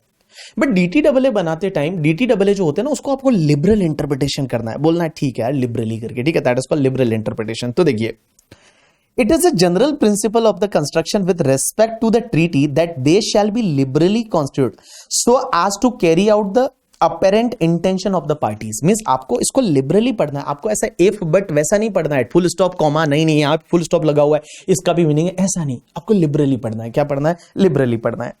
और जब भी आप ट्रीटी को पढ़ोगे तो आपको इंटीग्रल अप्रोच फॉलो करनी पड़ेगी, मतलब ट्रीटी को पूरा साथ में पढ़ना पड़ेगा। ऐसा नहीं एक पैराग्राफ पढ़ के और आपने कुछ मीनिंग निकाल दिया, नहीं, आपको पूरा ट्रीटी को पढ़ना पड़ेगा और पूरा ट्रीटी को पढ़ने के बाद ही आप उसका मीनिंग निकालोगे। तो देखो, treaty should be constituted as a whole and effect should be given to each word which would be constituted in the same manner whenever it's occur. Any provision should not be interpreted in the isolation, rather the entire treaty should be read as whole to arrive its objective and purpose। आप पूरी treaty को पढ़ने के बाद, पूरे agreement को पढ़ने के बाद किसी जो है वो आप जो है इंटरप्रिटेशन पे जाएंगे, मींस उसका कुछ ना कुछ व्यू निकालेंगे। आप ऐसा नहीं कि सिर्फ एक पैराग्राफ के बेसिस पे कुछ कर रहे हैं। और last part, reasonableness and consistency, कि treaty should be given an interpretation in which the reasonable meaning of the word or phrases is preferred and in which the consistent meaning is given to the different portion of the instrument in accordance with the principle of the consistency। treaty should be interpreted in the light of existing international law करके, ठीक है। Means यहाँ पे आपको जो consistency है वो आपको फॉलो करनी है। मींस अग्रीमेंट में मान लो आपने कोई पहला पैराग्राफ पढ़ा और वो 25 पेज का अग्रीमेंट, तो उसमें आपको जो वर्ड आप यूज कर रहे हो, वर्ड यूज हुआ है, उसका जो मीनिंग आ रहा है उसकी कंसिस्टेंसी है, that consistency should be there, reasonableness should be there. तो ये कुछ ऐसे प्रिंसिपल होते हैं जो इंटरप्रिटेशन के टाइम पे आपको ध्यान रखने हैं। एक काम करो, आप इसको सबको एक बार रिवाइज करो, क्या क्या लिखा हुआ है एक बार वापस से रिवाइज करो।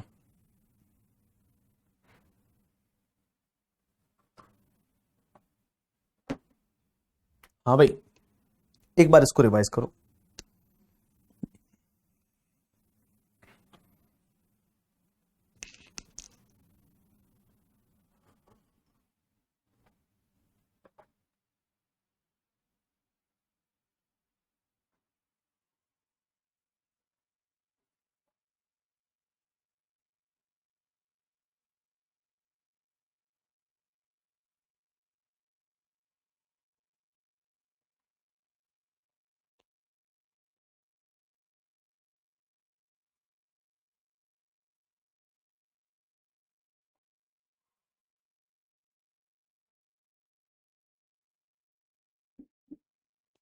ये तो बोरिंग है, तो मैं डांस करूं इसमें? ठीक है, जो है ही है, पढ़ना ही पड़ेगा, कोई ऑप्शन नहीं है। 5 मार्क्स चाहिए ना 3 टॉपिक से। चलिए, तो एक बार मैं वापस रिवाइज करा रहा हूं। हम पढ़ रहे हैं कुछ इंटरनेशनल कस्टमरी लॉ से कुछ रूल्स निकल के आए, जिसको बोलते हैं बेसिक रूल्स ऑफ इंटरप्रिटेशन। अब बेसिक रूल्स ऑफ इंटरप्रिटेशन में क्या क्या चीजें हैं? सबसे पहला गोल्डन रूल। गोल्डन रूल क्या बोलता है? ऑब्जेक्टिव इंटरप्रिटेशन, कि जब भी किसी वर्ड को आप पढ़ोगे ना, उस वर्ड का ऑब्जेक्टिव, ऑर्डिनरी और लिटरल मीनिंग लेके आप उसको इंटरप्रेट करोगे, पहला। बट अगर ऑब्जेक्टिव, ऑर्डिनरी या लिटरल मीनिंग अब जब आप देखते हो, वो अगर मान लो एब्सर्डिटी या इनकंसिस्टेंसी देता है करके उसका मीनिंग, तो आप उसको छोड़ दीजिए, फिर आगे बढ़ जाइए। दूसरा सब्जेक्टिव इंटरप्रिटेशन। सब्जेक्टिव इंटरप्रिटेशन ये बोलता है कि आपको है ना ऐसे इंटरप्रेट करना है कि कॉमन इंटेंशन क्या था पार्टीज का, मतलब जब वो ट्रीटी साइन हुई उस टाइम पे पार्टीज का जो अग्रीमेंट बना था, उस टाइम दोनों पार्टीज का कॉमन इंटेंशन क्या था, वो इंटेंशन को देखते हुए आपको इंटरप्रेट करना है। तीसरा क्या बोलता है? पर्पस इंटरनेट, मतलब आपको पर्पस तक पहुंचना है कि आपका जब ट्रीटी साइन हुई थी उस टाइम पे आपका ऑब्जेक्ट क्या था, पर्पस क्या था करके, ठीक है, एम क्या था, उस एम तक पहुंचने के लिए आपको इंटरप्रेट करना है। उसके बाद इफेक्टिवनेस, आप ट्रीटी को ऐसे इंटरप्रेट करोगे जिससे कि वो ट्रीटी इफेक्टिव बनी रहे, ना कि वॉइड हो जाए। बोला नहीं नहीं ऐसा नहीं, वॉइड नहीं, इफेक्टिवनेस उसकी बनाए रखनी है। उसके बाद कॉन्टेम्परेरी एक्सपोजिटो का मतलब होता है जैसे एक ट्रीटी में एक वर्ड यूज हुआ था, उस वर्ड का मीनिंग आज देखो, आज फोन का मतलब मोबाइल से भी होता है कि तेरा फोन देना, फोन का मतलब मोबाइल से भी होता है, लेकिन आज से 25 साल पहले फोन का मतलब वो वायर्ड फोन से था। तो यहां पे एक बात बताओ, अगर कहीं अग्रीमेंट में फोन लिखा हुआ है तो आप क्या मोबाइल समझोगे या वो वाला फोन समझोगे? राइट आंसर इज वो वाला फोन समझोगे कि भाई जब अग्रीमेंट साइन हुआ था तब वो फोन का मीनिंग क्या था। तो आज से 25 साल पहले अग्रीमेंट साइन हुआ था, 25 साल पहले फोन का मतलब वो होलो टुनटुन वाला फोन करके, ठीक है, तो वो वाला फोन था। तो जिस टाइम पे वो साइन हुआ था अग्रीमेंट, उस टाइम पे उसका मीनिंग क्या था, दैट इज कॉल्ड कॉन्टेम्परेरी एक्सपोजिटो। अब एक बात समझना, लिबरल कंस्ट्रक्शन में आप जब भी अग्रीमेंट को पढ़ोगे थोड़ा लिबरली पढ़ोगे। ऐसा नहीं कि नहीं नहीं कॉमा फुल स्टॉप, इस कॉमा का मतलब ये होगा, फुल स्टॉप का मतलब ये होगा, इफ का मतलब ये होगा, आई का, नहीं ऐसा नहीं पढ़ना है। आपको लिबरली पढ़ना है, ऊपर ऊपर से पढ़ना है, मतलब ऊपर ऊपर से पढ़ने का मतलब आपको लिबरली पढ़ना है करके, ठीक है। अब एक बात समझना, जब भी आप ट्रीटी को पढ़ोगे तो ट्रीटी को एज अ होल पढ़ोगे, इंटीग्रल अप्रोच। ऐसा नहीं कि एक ही पैराग्राफ पढ़ने के बाद नहीं हम तो ऐसा इंटरप्रेट करेंगे ना, पहले पूरा पढ़ ले भाई, पूरा पढ़ ले और उसके बाद में तू अपना डिसीजन देना, तू फिर बाद में इंटरप्रेट करना। आप ऐसा नहीं करोगे एक पैराग्राफ पढ़ने के बाद बोला नहीं हो गया, ऐसा नहीं चलेगा। और लास्ट रीजनेबलनेस एंड कंसिस्टेंसी है वो दोगे। Treaty should be given a interpretation in which is the reasonable meaning, कि उसका रीजनेबली ये मीनिंग आना चाहिए, रीजनेबलनेस वहां पे होनी चाहिए कि जो भी वर्ड्स यूज हुए हैं, जो भी फ्रेजेस यूज हुए हैं, उसका रीजनेबल मीनिंग आप दोगे करके, ठीक है। आप रीजनेबल मीनिंग दोगे। अब देखो मोबाइल वर्ड का मतलब अलग अलग जगह 15 मीनिंग निकलते हैं मोबाइल वर्ड के, बट मोबाइल वर्ड का रीजनेबल मीनिंग क्या है? आज अपना जो मोबाइल टुनटुन वाला, मोबाइल वर्ड के बहुत सारे मीनिंग निकलते हैं, ठीक है। मोबाइल वर्ड जो है वो मोबाइल वर्ड के मीनिंग 15 हो सकते हैं, बट आप क्या करोगे, रीजनेबल जो मीनिंग है वो वाला मीनिंग है वो दोगे। This is called your general rule of interpretation. तो जनरल रूल ऑफ इंटरप्रिटेशन में कौन कौन से, एक तो तुम्हारा golden rule that is objective interpretation. दूसरा सब्जेक्टिव इंटरप्रिटेशन क्या होता है कि ट्रीटी जब साइन हुई थी उस टाइम पे दोनों पार्टी का इंटेंशन क्या था। पर्पसिव इंटरप्रिटेशन का मतलब क्या होता है कि एम और ऑब्जेक्टिव तक पहुंचना है, पर्पस तक पहुंचना है आपको। इफेक्टिवनेस का मतलब क्या होता है, ट्रीटी को ऐसे आप इंटरप्रेट करोगे जिससे कि इफेक्टिव बनी रहे, ना कि वॉइड हो जाए। लिबरल कंस्ट्रक्शन का मतलब क्या होता है कि आप लिबरली उसको ऊपर ऊपर से देखोगे, आप ऐसे कॉमा फुल स्टॉप की मीनिंग नहीं निकालने जाओगे। कॉन्टेम्परेरी एक्सपोजिटो का मतलब क्या होता है कि कोई भी वर्ड जो है उसका मीनिंग आप उस टाइम का देखोगे जिस टाइम वो ट्रीटी साइन हुई थी। एंड इंटीग्रल अप्रोच का मतलब होता है आप पूरी ट्रीटी को साथ में पढ़ोगे, ऐसा नहीं कि एक पैराग्राफ पढ़ के और कंक्लूड कर दिए, नहीं। और रीजनेबलनेस एंड कंसिस्टेंसी का मतलब होता है कि कोई भी वर्ड है ना उसका रीजनेबली क्या मीनिंग निकलता है वो निकालोगे और फिर उसको कंसिस्टेंट करोगे, पूरी ट्रीटी तक आप कंसिस्टेंटली उसका मीनिंग वही रखोगे। That is called your some general rule of interpretation. अब एक बात समझना, यहां पे दे रखा है extrinsic aids to interpret the text treaty. ये रूल्स के साथ साथ में मैं बताऊं कुछ ऐसी चीजें और है जो आपको देखनी पड़ेगी किसी भी ट्रीटी को इंटरप्रेट करने के लिए। किसी भी ट्रीटी को इंटरप्रेट करने के लिए कुछ ऐसी चीजें और है जो आपको देखनी पड़ेगी। तो क्या क्या चीजें देखनी पड़ेगी और अगर ट्रीटी को इंटरप्रेट करना है तो करके, ठीक है। तो देखिए सबसे पहले a wide range of the extrinsic material is permitted to be use in the interpretation of the text treaty. तो ये मटेरियल भी यूज करते हैं ट्रीटी को इंटरप्रेट करने के लिए। पहला इंटरप्रेटिव प्रोटोकॉल्स होते हैं कुछ करके, रिजोल्यूशन एंड कमिटी रिपोर्ट्स होती है, सेटिंग आउट एग्रीड इंटरप्रिटेशन है। तो कुल मिला के यहां पे कोई कमिटीज वगैरह बनाई, उनकी कोई रिपोर्ट्स वगैरह है, वो रिपोर्ट्स देखो। इंटरप्रेटिव प्रोटोकॉल्स बनाए हैं अगर मान लो किसी कंट्रीज के बीच में, तो वो प्रोटोकॉल्स को आप देख सकते हो। उसके बाद subsequent agreement between the parties regarding the interpretation of treaty और the application of its provision. हो सकता है अग्रीमेंट को कैसे इंटरप्रेट करना है उसका भी एक अग्रीमेंट बना दिया दोनों पार्टीज ने, तो वो देखना पड़ेगा कि अच्छा उसमें क्या लिखा हुआ है। उसके बाद subsequent conduct of the state parties. Conduct का मतलब क्या होता है कि भाई वो कैसे काम कर रहे हैं, मतलब एक बार अग्रीमेंट बन गया और उसके बाद उसको कैसे फॉलो कर रहे हैं। कंडक्ट का मतलब यहां पे क्या होता है कि वो कैसे काम कर रहे हैं। भाई सब्सिक्वेंट कंडक्ट का मतलब वो उसके बाद कैसे उसको यूज कर रहे हैं of the state as evidence of the intention of parties and their conception of the treaty. तो यहां पे ये समझ में आएगा कि भाई अग्रीमेंट बन गया, उसके बाद उसको कैसे वो फॉलो कर रहे हैं। सब्सिक्वेंट कंडक्ट क्या है उसको देखते हुए आप इंटरप्रेट करोगे। उसके साथ साथ अगर कोई पैरेलल ट्रीटी है, पैरेलल ट्रीटी मतलब ऐसा सिमिलर ट्रीटी जिसको बोला जाता है प्री मटेरिया करके, ठीक है, प्री मटेरिया, इसे ही बोल रहा हूं मैं, या पेरी मटेरिया, जो भी आपको बोलना है। तो pari materia that is called parallel treaty. अगर ऐसी है, जैसे मान लो for an example India China की ट्रीटी के बीच में कोई डिस्प्यूट आ गया, इसको इंटरप्रेट करना है, तो इंटरप्रेट करने के लिए मान लो इंडिया यूएस का सिमिलर ट्रीटी है, तो आप इंडिया यूएस की ट्रीटी को देखोगे उसमें क्या है करके, ठीक है, that is called your parallel treaty है, उसको देखा जाएगा। इन केस ऑफ द डाउट, जहां पे अगर सेम सब्जेक्ट मैटर है तो उसके बाद इंटरनेशनल आर्टिकल्स आते हैं, इंटरनेशनल एसेज आते हैं, इंटरनेशनल रिपोर्ट्स आती है करके, ठीक है। उसके बाद cares publish by the international physical association, जो आईएफए नेदरलैंड है, वो क्या करती है, केयर्स पब्लिश करती है, मींस उनकी रिपोर्ट्स आती है, उनकी बुक्स आती है, उनको आप देखोगे। उसके बाद प्रीएम्बल देखा जाता है। प्रीएम्बल क्या होता है पता है, किसी भी अग्रीमेंट का जो सबसे ऊपर लिखा होता है ना, दैट इज कॉल्ड प्रीएम्बल।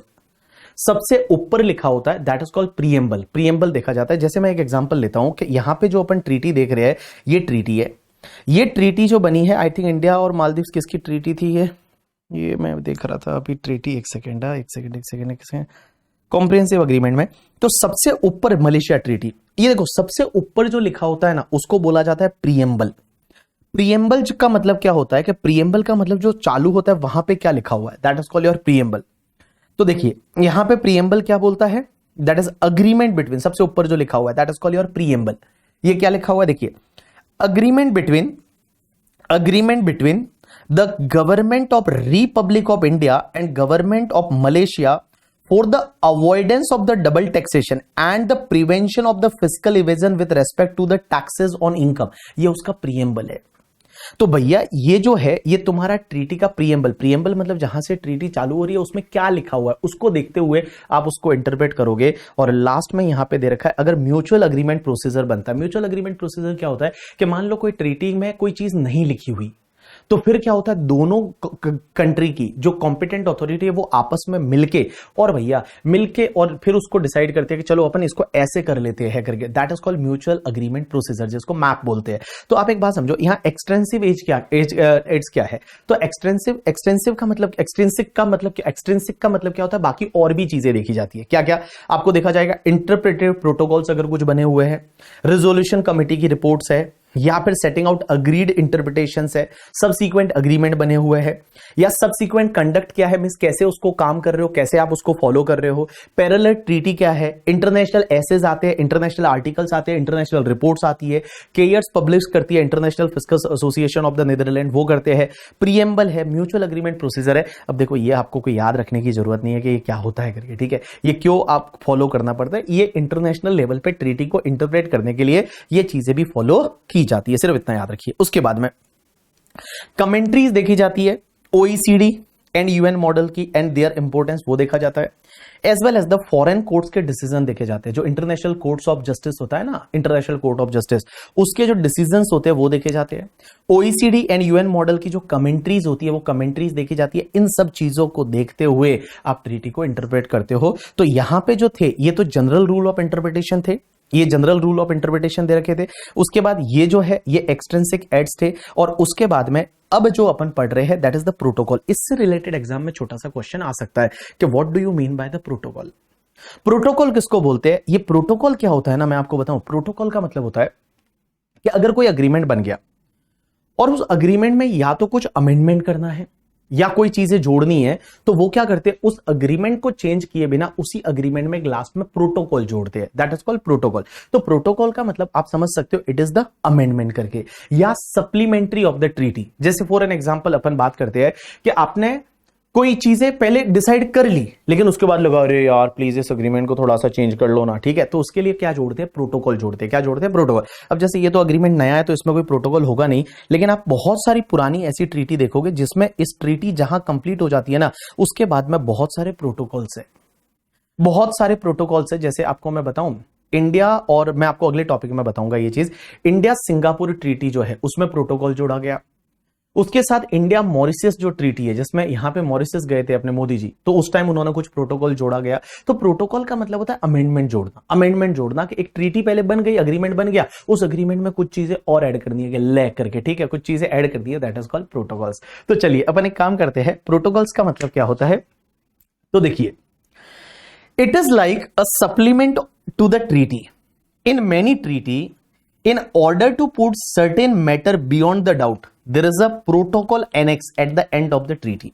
कोई चीजें डाउट से बाहर रखने के लिए उसके नीचे प्रोटोकॉल जोड़ा जाता है। Which clarify border line issue. A protocol is the integral part of the text treaty and has to be the same binding force as the main clause therein। Protocol है ना, वो integral part of the treaty है, मतलब जितना treaty का महत्व है उतना ही प्रोटोकॉल का महत्व है। अब एक बात समझो, जैसे प्रोटोकॉल का मतलब होता है, आपने सुना होगा बहुत बार एक मोस्ट फेवर्ड नेशन करके आपने वर्ड सुना होगा, MFN करके बहुत बार आप ये वर्ड सुनते होंगे कि most favoured nation, most favoured nation, most favoured nation. अब ये मोस्ट फेवर्ड नेशन क्या होता है? जैसे आपने बहुत बार ऐसा सुना होगा कि इंडिया ने पाकिस्तान को मोस्ट फेवर्ड नेशन से तो हटाया ही नहीं है अभी तक, अभी भी जो है वो मोस्ट फेवर्ड नेशन ही है, इंडिया और पाकिस्तान करके, ठीक है। तो ये मोस्ट फेवर्ड नेशन क्या होता है, इसके बारे में मैं आपको बताना चाहूंगा। देखो, मोस्ट फेवर्ड नेशन क्या होता है, मैं आपको एक एग्जांपल से समझा लेता हूं तो आप इजीली समझ पाओगे। जैसे अपन एक एग्जांपल लेते हैं कि मान लो फॉर एन एग्जांपल कि मान लो ये इंडिया है और ये जो है फॉर एन एग्जांपल नेपाल है। नेपाल एंड इंडिया एकदम पक्के वाले दोस्त है, ठीक है। अब एक बात समझना, इंडिया और नेपाल के बीच में अग्रीमेंट हुआ और उस अग्रीमेंट में मान लो ये लिखा हुआ है कि नेपाल का बंदा अगर इंडिया से इनकम कमाता है तो फॉर एन एग्जांपल उस इनकम पे इंडिया में टैक्स है वो सिर्फ 15% से लगेगा, 15% टैक्स रेट है, ये लिखा हुआ है इंडिया नेपाल के अग्रीमेंट में। और इनकम मान लो रॉयल्टी की इनकम, क्या रॉयल्टी पे 15% इंडिया में टैक्स लगेगा, ऐसा इंडिया नेपाल का अग्रीमेंट बोलता है। लेकिन उस अग्रीमेंट में मान लो मोस्ट फेवर्ड नेशन क्लॉज डाला हुआ है, मोस्ट फेवर्ड नेशन क्लॉज डाला हुआ है, MFN क्लॉज डाला हुआ है। मान लो नेपाल और इंडिया दोनों मोस्ट फेवर्ड नेशन है, तो उसमें क्या होगा कि अगर मान लो थोड़े दिन के बाद इंडिया ने क्या किया, एक अग्रीमेंट साइन किया जापान के साथ, एक अग्रीमेंट साइन किया जापान के साथ, और जापान के साथ अग्रीमेंट साइन किया, उसमें यह लिखा कि जापान का कोई बंदा इंडिया से कैपिटल गेन या कोई मान लो रॉयल्टी कमाएगा तो इंडिया में टैक्स है वो सिर्फ 10% मिलेगा, मतलब इंडिया में टैक्स है वो सिर्फ 10% लगेगा। ऐसा जापान के साथ अग्रीमेंट हुआ। अब एक बात समझो, यहां नेपाल बोलेगा इंडिया वालों से कि भाई यार तुम तो बड़े मतलब वो निकले करके दगाबाज निकले, तुमने हमारे साथ में अग्रीमेंट किया और हमारे लोगों को बोला है 15% टैक्स लगेगा, और तुम जापान वाले लोगों को बोल रहा है उनको सिर्फ इंडिया में 10% टैक्स लगेगा। तो यहां पे इस नेपाल की ट्रीटी में अगर मोस्ट फेवर्ड नेशन का क्लॉज है तो बेटा ये नेपाल को ऑटोमेटिकली 10% का बेनिफिट मिल जाएगा, ऑटोमेटिकली नेपाल को 10% का बेनिफिट मिल जाएगा। Means Nepal will be the most favoured nation करके, ठीक है। तो एक बात समझना, मोस्ट फेवर्ड नेशन क्या होता है कि भैया अगर मान लो आप आपने एक पहले ट्रीटी साइन की हुई है उस कंट्री के साथ और उसको आपने MFN बना रखा है, मोस्ट फेवर्ड नेशन बना रखा है, तो अगर सबसीक्वेंट ट्रीटी किसी और कंट्री के साइन होती है और उसमें अगर और ज्यादा फेवरेबल है तो बेटा अगर वो पुराना कंट्री आपका MFN है ना तो उसको भी उसका बेनिफिट मिल जाएगा। That is called most favoured nation clause.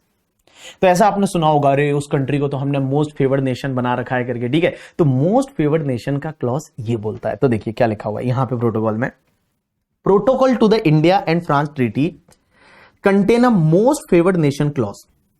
This one must refer to the protocol before arriving at final conclusion in respect of any tax treaty provision.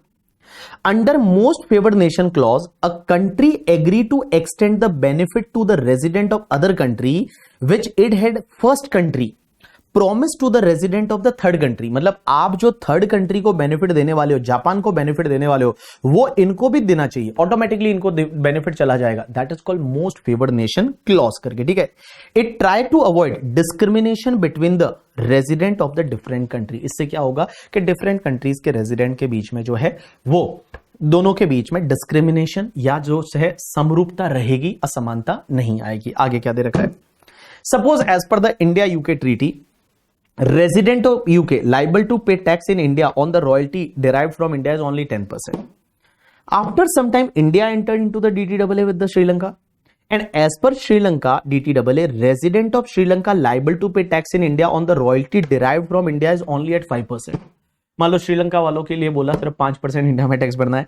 Now in this example suppose India UK treaty contain the most favoured nation clause, then resident of UK liable to pay tax in India is only 5%, that is called your most favoured nation clause. तो ये क्या होता है कि अगर मान लो आप किसी कंट्री के साथ में अग्रीमेंट करते हो और उस वहां के लोगों को आपने बोला 15% टैक्स, और अगर मोस्ट फेवर्ड नेशन में उस कंट्री को डाला हुआ है, तो इन फ्यूचर में अगर आप किसी दूसरी कंट्री के साथ अग्रीमेंट करोगे और उस कंट्री के रेजिडेंट को अगर आपने ज्यादा बेनिफिट दिया, तो उतना बेनिफिट उस पुरानी वाली कंट्री जो फर्स्ट नेशन है उसके लोगों को भी मिल जाएगा। This is called your MFN clause, इसको बोला जाता है मोस्ट फेवर्ड नेशन क्लॉज करके, ठीक है। इसका प्रोटोकॉल बनता है, मतलब इसका प्रोटोकॉल में डाला जाता है कि ये कंट्री हमारी मोस्ट फेवर्ड नेशन है।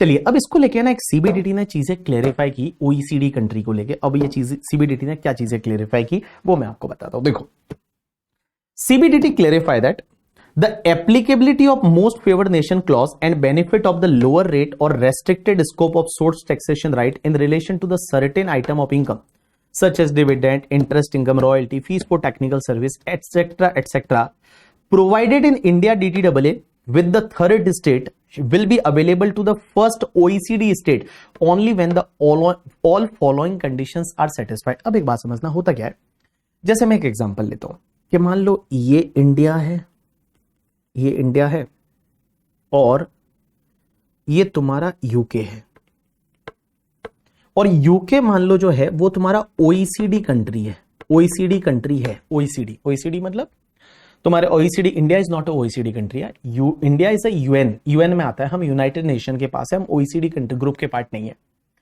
अब यूके जो है वो मान लो OECD है।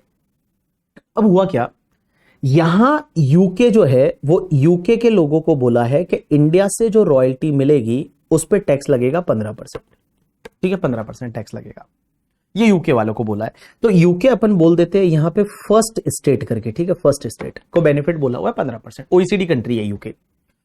अब इंडिया ने क्या किया, एक और अग्रीमेंट किया जो कि यूएसए के साथ किया, यूएसए के साथ, और मान लो यूएसए भी OECD कंट्री है, ये भी OECD कंट्री है।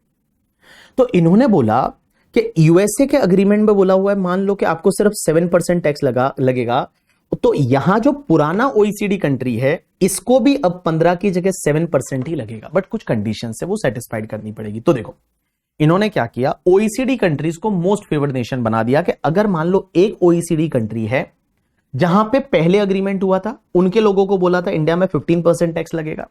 अब मान लो दूसरी OECD कंट्री के साथ हमने अग्रीमेंट किया, यहां पे बोला 7% लगेगा, तो ये पहली कंट्री वालों को भी 7% ही टैक्स लगेगा, ऐसा सीबीडीटी ने क्लेरिफाई किया, बट कुछ कंडीशन सेटिस्फाइड होनी चाहिए। कंडीशन क्या क्या है देखिए, वापस से पढ़ेंगे इस वाले सीबीडीटी क्लेरिफिकेशन को।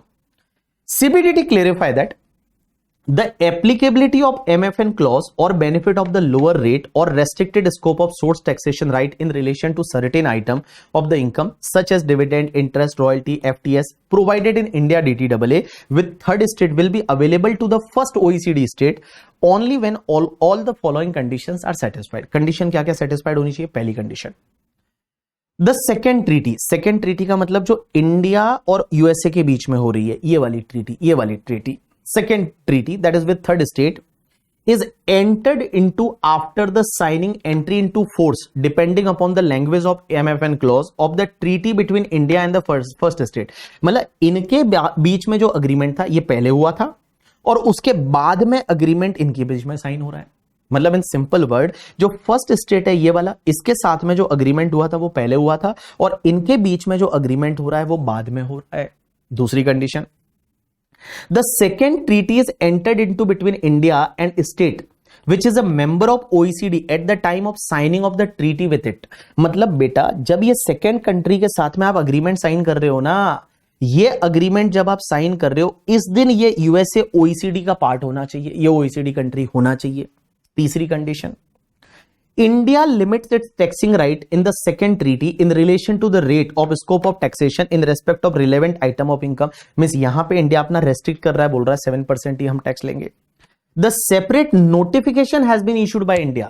सेपरेट नोटिफिकेशन इंडिया वाले निकालेंगे Importing the benefit of second treaty into the treaty with the first state is required to be provision of section 90A of the Income Tax Act 1961. Means यहां पे बेटा इसके साथ जो treaty हुआ है उसमें 7% है, पहली कंट्री के साथ में भी MFN माना जाएगा, 7% लगेगा, लेकिन उसके लिए इंडिया नोटिफिकेशन निकालेगा। अगर ये ऑल कंडीशन सेटिस्फाइड हो गई तो ही उस पर्टिकुलर केस में इस पुरानी वाली कंट्री को 7% का बेनिफिट मिलेगा, अदरवाइज नहीं मिलेगा। ठीक है, देखिए, if all the condition enumerated in 1 to 4 are satisfied, then the lower rate or restricted scope in the treaty with the third state is imported into the treaty with the OECD state having MFN clause from the date as per the provision of MFN clause in the DTAA after following due procedure under the income tax law। तो यहां पे एक clarification किससे related है? ये clarification सिर्फ OECD country के लिए है। इन्होंने क्या बोला कि मान लो एक OECD कंट्री के साथ में हमारा पहले एग्रीमेंट हुआ था और उसमें ऑलरेडी MFN क्लॉज है, मोस्ट फेवर्ड नेशन का क्लॉज है। फिर हमारा दूसरी OECD कंट्री के साथ में एग्रीमेंट हुआ, तो दूसरी OECD कंट्री के साथ में एग्रीमेंट हुआ और वहां पे कुछ ज्यादा बेनिफिट दिया हुआ है, तो उतना बेनिफिट पुरानी वाली जो OECD कंट्री है उसको भी मिल जाएगा, लेकिन 4 कंडीशन है। पहली कंडीशन क्या है कि ये सेकेंड ट्रीटी जो साइन हो रही है ये फर्स्ट ट्रीटी होने के बाद हुई है। दूसरी कंडीशन ये है कि जो सेकेंड ट्रीटी जब हो रही है उस टाइम पे ये यूएसए जो है ये OECD का पार्ट है। तीसरी कंडीशन ये है कि इसके लिए इंडिया जो है वो सेकेंड ट्रीटी में अपने राइट को थोड़ा लिमिट कर रहा है, मतलब कम कर रहा है राइट को। और चौथी कंडीशन ये है गवर्नमेंट ने इसका नोटिफिकेशन निकाला है, गवर्नमेंट ने इसका नोटिफिकेशन निकाला है। अगर ये सब चीजें कंडीशन सेटिस्फाइड हो जाती है तो MFN क्लॉज है, तो जितना बेनिफिट आपके इस वाली ट्रीटी में है सेकेंड वाली में, उतना बेनिफिट आपके फर्स्ट वाली ट्रीटी में भी मिल जाएगा। इसका एक क्वेश्चन करेंगे तो और ज्यादा क्लैरिटी आएगी। चलिए अपन एक काम करते हैं, लास्ट पार्ट पढ़ते हैं, उसके बाद मैं आपको ब्रेक दे रहा हूं। Difference between the ambulatory and static approach. देखो, 2 अप्रोच होती है इंटरप्रिटेशन के टाइम पे, कोई भी मीनिंग को डिसाइड करते टाइम। एक होता है स्टैटिक अप्रोच और एक होता है एम्बुलेटरी अप्रोच। ये क्या होता है? Decide what meaning to be assign to the term, 2 views can be taken. One is the static approach. Static approach क्या बोलता है कि it look at the meaning at the time when treaty was sign, कि treaty sign हुआ था तब उसका meaning क्या था, that is called your static approach. कि जैसे मान लो फॉर एन एग्जांपल, जब ट्रीटी साइन हुई थी आज से 25 साल पहले, उस टाइम फोन का मीनिंग क्या था? तो फोन का मतलब वायर वाला, ट्रिंग ट्रिंग वाला, वही था। लेकिन एम्बुलेटरी अप्रोच ये बोलता है कि भैया अब जब आप ट्रीटी को इंटरप्रेट कर रहे हो, आज की डेट में उसका मीनिंग क्या है फोन का, तो आज उसमें मोबाइल भी आ जाता है, उसमें बाकी चीजें भी आ जाती है, करके टैबलेट भी आ जाता है फोन में, तो अभी बहुत सारी चीजें आ जाती है, that is called ambulatory approach. तो देखिए, it provides that one look at the meaning of the terms eight the time of the application of the treaty provision. Means all model commentaries favor this approach only. However, with one caution that this approach cannot be applied when there is a radical amendment in the domestic law, thereby changing the sum and substance of that term. अब एक बात समझना, इन्होंने बोला कि normally 2 तरह की approach होती है। एक होता है स्टैटिक, स्टैटिक मतलब सेम, मतलब पहले क्या था उस टाइम पे वही मीनिंग लो। दूसरा होता है एम्बुलेटरी अप्रोच। एम्बुलेटरी अप्रोच क्या होता है कि जब आप ट्रीटी को इंटरप्रेट कर रहे हो, जब ट्रीटी की एप्लीकेशन है, एप्लीकेशन के टाइम पे उसका मीनिंग क्या है, एप्लीकेशन के टाइम पे उसका मीनिंग क्या है, एप्लीकेशन के टाइम पे उसका मीनिंग क्या है, वो देखा जाएगा। लेकिन वो नहीं देखा जाएगा अगर डोमेस्टिक लॉ में रेडिकली चेंज कर लिया है आपने करके, ठीक है, तो उस केस में। अदरवाइज बेटा यहां पे नॉर्मली एम्बुलेटरी अप्रोच है, वो हर जगह फॉलो होता है। चलिए आप एक काम करिए, आ जाइए आप अपनी बुक में, कंपाइलर में आइए आप अपने, और देखिए कंपाइलर में कौन से क्वेश्चन दे रखे हैं।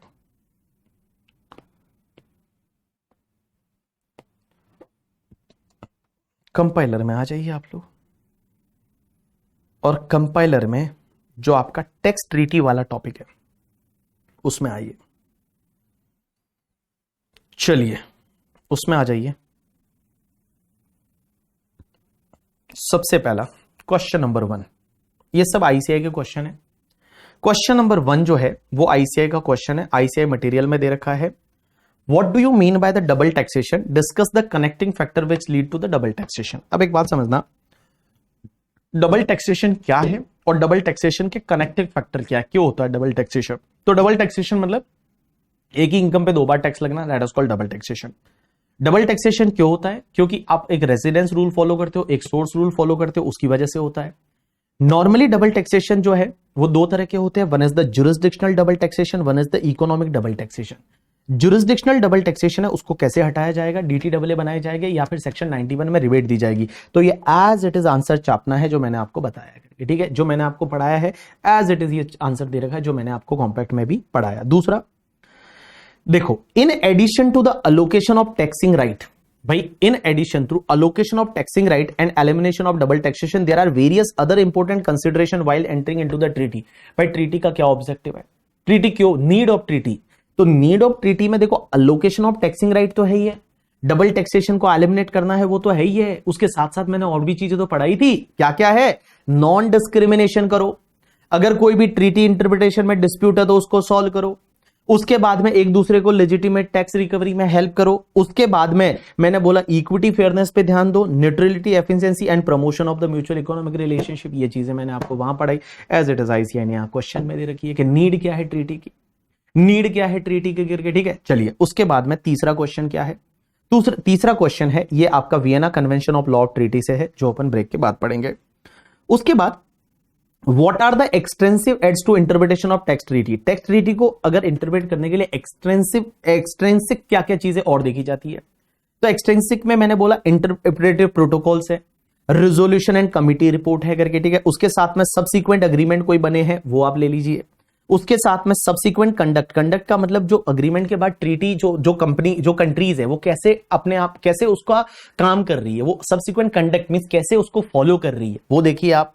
अदर ट्रीटी जो है वो आप देखिए, उसके साथ साथ में आप यहां पे वो भी लिख सकते हैं ओईसीडी कमेंट्री है, यूएन कमेंट्री है, उसके बाद में जो एसेज है करके, ठीक है। उसके बाद में वो एक था नीदरलैंड वाला आया वो वाला, उसका जो आता है केयर्स करके वो है। तो ये सब चीजों को देखते हुए हम जो है this is called your extrinsic aids करके to interpret the text treaty, that is the question number 4 करके, ठीक है। चलिए उसके बाद में यहां पे एक पॉइंट दे रखा है कि सर ये जो प्रोटोकॉल एंड प्रीएम्बल क्या होता है, तो प्रीएम्बल का मतलब तो क्या होता है कि भैया सबसे पहले प्रीएम्बल जो ट्रीटी है वो ट्रीटी के ऊपर क्या लिखा हुआ है, दैट इज कॉल्ड प्रीएम्बल। तो प्रीएम्बल देखा जाता है कि भैया इसमें करना क्या है, ये क्यों बनाई जा रही है, तो दैट इज कॉल्ड प्रीएम्बल। और प्रोटोकॉल का मतलब होता है अमेंडमेंट, जो सप्लीमेंट्री ऐड किया जाता है, दैट इज कॉल्ड अमेंडमेंट, जिसको एनेक्चर आप बोल सकते हो।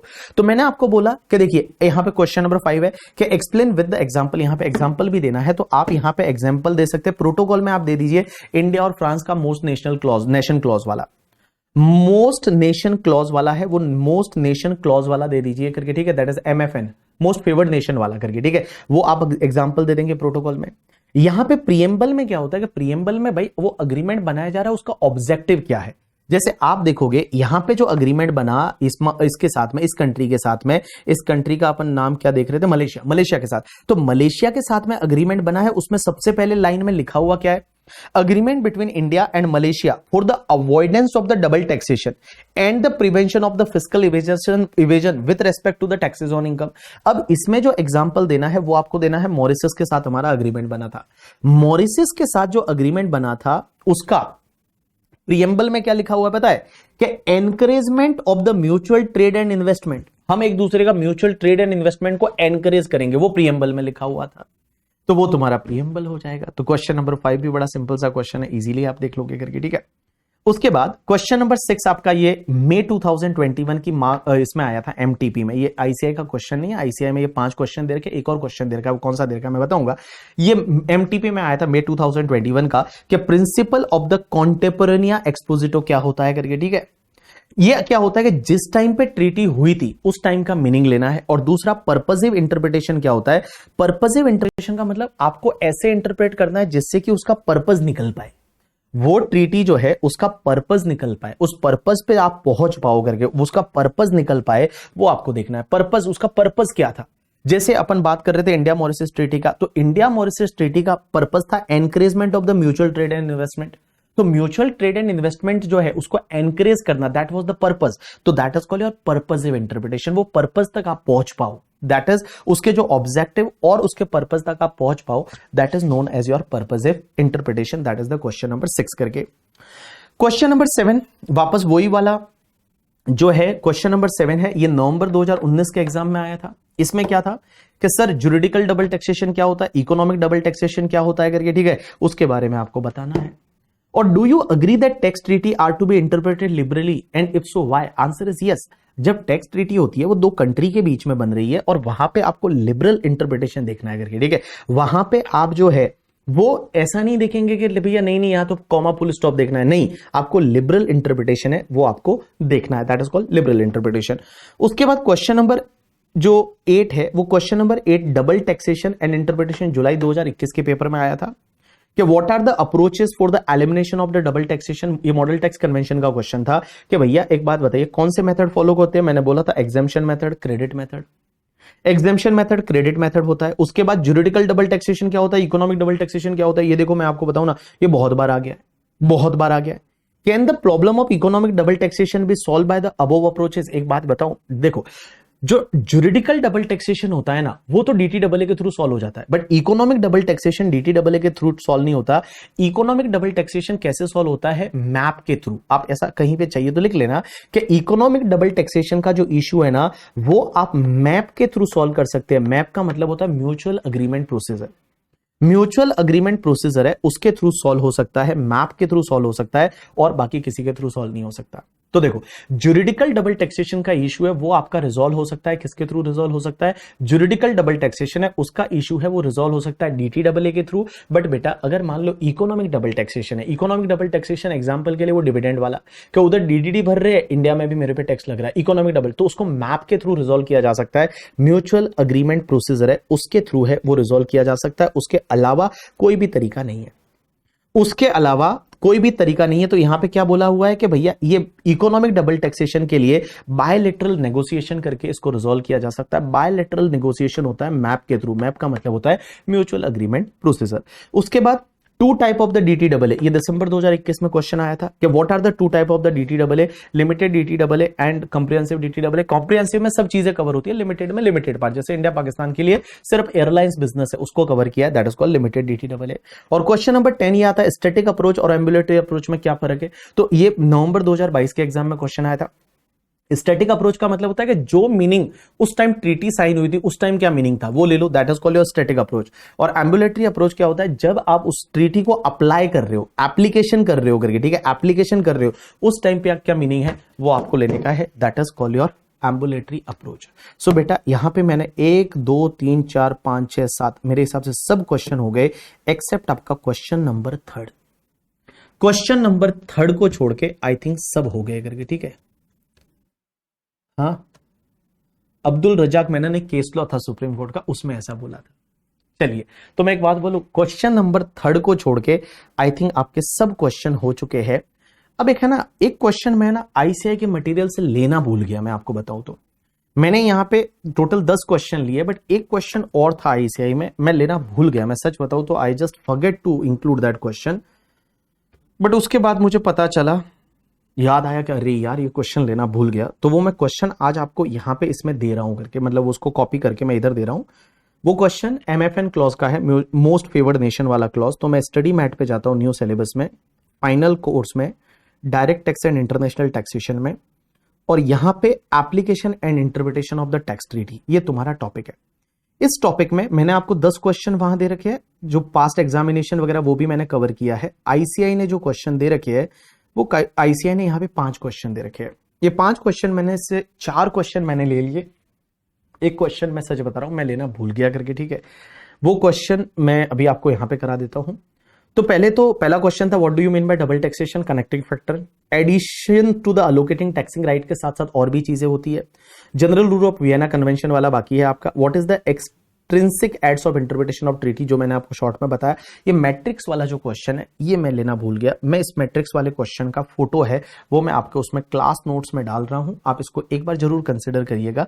बट सिंपल सा क्वेश्चन है, इजीली आपको समझ में आ जाएगा। मैं इसको अभी समझा देता हूं आपको कि ये क्वेश्चन बोलता क्या है। चलिए ये क्वेश्चन और ये रहा उसका सॉल्यूशन मैट्रिक्स वाले क्वेश्चन का। ये सीबीडीटी का सर्कुलर मैं ऑलरेडी ले चुका हूं कॉम्पैक्ट में, बट ये क्वेश्चन मैं लेना भूल गया था।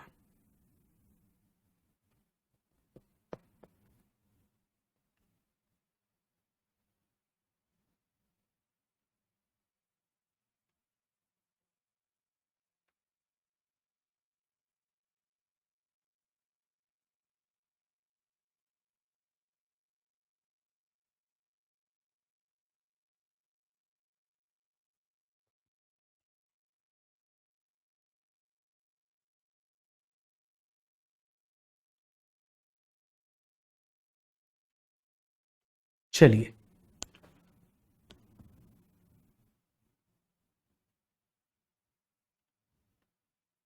कंपाइलर के क्वेश्चन इनफ है क्या? मोर देन इनफ, इनफ नहीं मोर देन इनफ है, डोंट वरी अबाउट दैट, ठीक है। और क्या करोगे रे, इतना सारा तो है, और क्या करोगे? हाँ, इतना कर लो अगर अच्छे से ढंग से तो ही बहुत है। इतना कर लो तो भाई साहब 70 मार्क्स आ जाए, 70-80 मार्क्स आ जाए ढंग से अगर कर दिया जाए फॉलो इतना तो। इतने सारे क्वेश्चन, इंस्टीट्यूट ने 4 क्वेश्चन ले रखे, मैंने 11 क्वेश्चन ले रखे, और क्या चाहिए तुमको? चलिए, तो मैं आपको एक जो क्वेश्चन मैं जो बोल रहा था, ये वाला क्वेश्चन, ये मैंने क्लास नोट्स में आपके डाल दिया, मैं लेना भूल गया था, इसके लिए मैं आपको बता रहा हूं कि मैंने इसको क्लास नोट्स में डाल दिया है।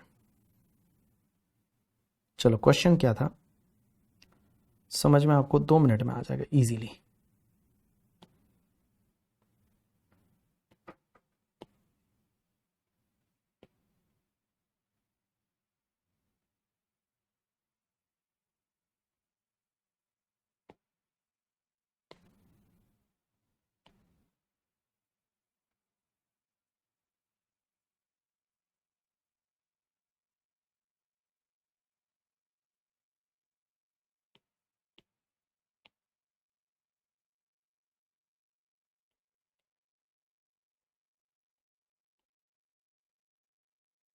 चलो, एक सेकंड, सिर्फ 5 मिनट लगेगा, उसके बाद मैं आपको दे रहा हूं ब्रेक 10 मिनट का। चलो इधर देखो, क्वेश्चन ये वाला है, क्वेश्चन नंबर 5, समझने की कोशिश करना। ये क्या बोलता है? Matric INC incorporated in country X, country X में एक कंपनी है जिसका नाम है matrix INC, holding 26% controlling interest in the Pilu limited in the Indian company. तो इंडियन कंपनी में वो 26% का उनका होल्डिंग है। तो ये फॉरेन का कंपनी है और फॉरेन का कंपनी का इंडियन कंपनी में होल्डिंग है वो 26% है, ठीक है। Pilu limited declare the dividend of the 50 lakh during the previous year 23-24। तो इस ईयर में जो पीलू लिमिटेड है declare the dividend of 50 lakh, 50 lakh का डिविडेंड डिक्लेयर किया, तो ये जो डिविडेंड में से भैया 26% है वो फॉरेन कंपनी को मिलेगा। अब एक बात समझना, the DTAA between India and country x which came into force on 1/1/2018 को हुआ था, इंडिया और उस कंट्री एक्स के बीच में DTAA provides for taxation of the dividend at 15%, सिर्फ 15% की रेट से इंडिया में डिविडेंड पे टैक्स लगेगा, ऐसा DTAA इंडिया का और कंट्री एक्स का बोलता है। There after India enter into the DTAA with country Y, country Y के साथ में भी अग्रीमेंट हुआ हमारा, which came into force on the 15 May 2018 को आया। तो भैया दूसरा अग्रीमेंट है वो कंट्री वाई के साथ में हुआ, पहला अग्रीमेंट 1/1/2018 को हुआ था, दूसरा अग्रीमेंट 15 मई 2018 को हुआ। Now the India and country wide DTAA inter alia provides for concessional tax rate of 10% in respect of dividend। अब एक बात समझना, दूसरा अग्रीमेंट हुआ उसमें सिर्फ 10% की टैक्स रेट है। Country X is an OECD member since 2015 and country Y is also the OECD member since 2017। तो दोनों कंट्री OECD मेंबर है। Mr. Jack, CFO of the Matrix INC, seek your opinion on whether the concessional tax rate provided in DTAA with India and country Y can be availed by the resident of country X or not, and if so, are there is any further condition to be satisfied in this regard? You may assume that the protocol annexed in India DTAA with all the OECD member contain the relevant tax party clause। Means यहाँ पे most favoured nation का clause है all OECD countries के साथ में। Would your answer change वाला छोड़ दीजिए। तो यहां पे आपको यह बताना है कि एक बात बताइए, अगर पहली वाली कंट्री के साथ जो अग्रीमेंट हुआ था उसमें आपने लिखा हुआ है 15% इंडिया में टैक्स लगेगा, दूसरी वाली कंट्री के साथ में हुआ था उसमें लिखा है 10% लगेगा। दोनों ही कंट्री OECD कंट्री है और दूसरी कंट्री के साथ में अग्रीमेंट बाद में हुआ है, तो क्या दूसरी कंट्री के साथ जो 10% का हुआ है उसका बेनिफिट पहली वाली कंट्री के रेजिडेंट को मिल जाएगा? आंसर इज यस, बिल्कुल मिल जाएगा।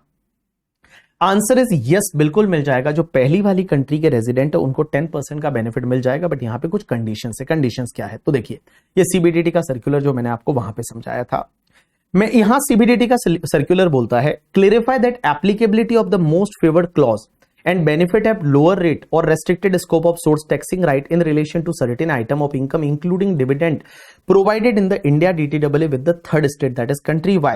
In this case will be available to the first OECD state country X in the even all the following conditions are satisfied। पहली कंडीशन, क्या सेकेंड ट्रीटी जब हुई है is entered into after the first treaty, क्या first treaty होने के बाद second country treaty हुई है? आंसर इज यस, बिल्कुल वैसा ही हुआ है।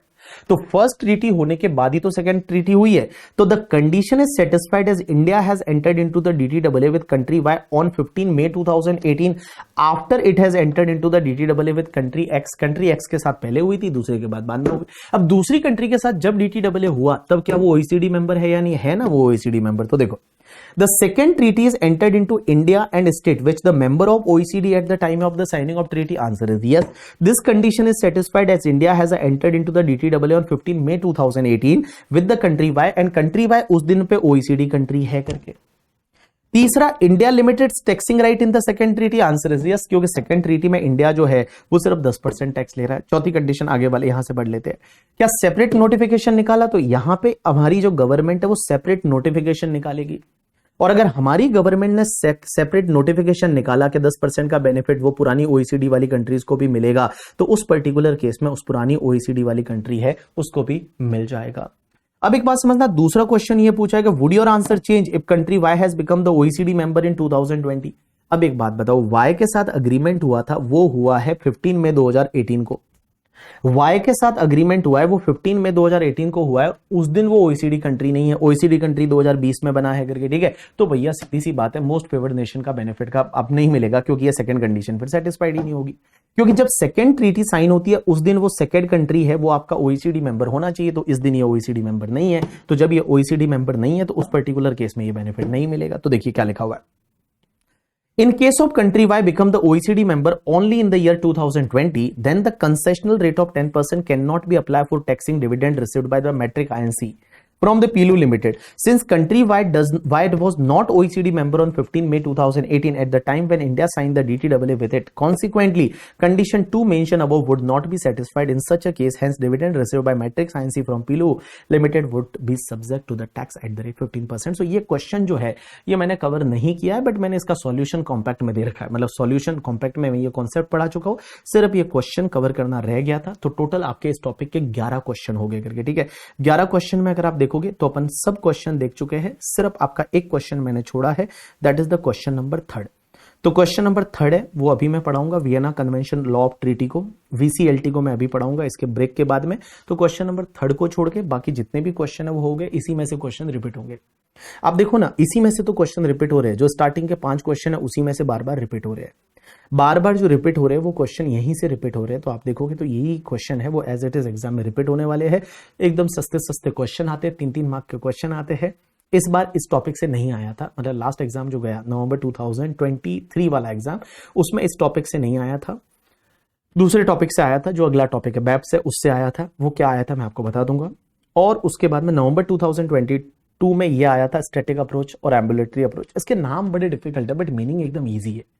ये टॉपिक है इजी करके, ठीक है। ये टॉपिक जो है वो है इजी बट इसके नाम बड़े डिफिकल्ट है। नाम इस पढ़ने में देखेंगे भाई स्टैटिक अप्रोच क्या होता है, एम्बुलेटरी अप्रोच क्या होता है करके, ठीक है। नाम इतने डिफिकल्ट है ना कि भाई लिबरल इंटरप्रिटेशन नाम देखोगे तो भैया यहाँ पे दे रखा है कॉन्टेपोरेनिया एक्सपोजिटो, तो मतलब ऐसा देखने में लगेगा यार कुछ अलग ही पढ़ रहे हैं करके, ठीक है। सच में कुछ तो भारी रहेगा बट देखो इतना कोई मीनिंग इसका इजी है। I tried my best to explain you with the simple meaning. जो मैं कर सकता था वो मैंने किया है। आप एक काम करिए, ब्रेक लीजिए और 10 मिनट का आपके पास ब्रेक है। एग्जैक्टली 10 मिनट के बाद चालू करेंगे, बट इस 10 मिनट में एक बार पूरे जितने भी क्वेश्चन है उनको आप ओवरव्यू कर लीजिए, क्वेश्चन नंबर 3 को छोड़ के बाकी जब क्वेश्चन है उसको आप ओवरव्यू कर लीजिए। चलिए डन। तो चलिए ये टॉपिक है बट सिंपल। देखो आप क्वेश्चन देख लो ना, मैंने एग्जाम के लास्ट के क्वेश्चन लिए आपके लिए। एग्जाम का जुलाई 2021 का क्वेश्चन लिया, उसके बाद में तुम्हारा दिसंबर 2021 का क्वेश्चन लिया, उसके बाद तुम्हारा नवंबर 2022 के क्वेश्चन लिया। तो क्वेश्चन तो भैया इजी आ रहे हैं, ऐसा कोई है नहीं।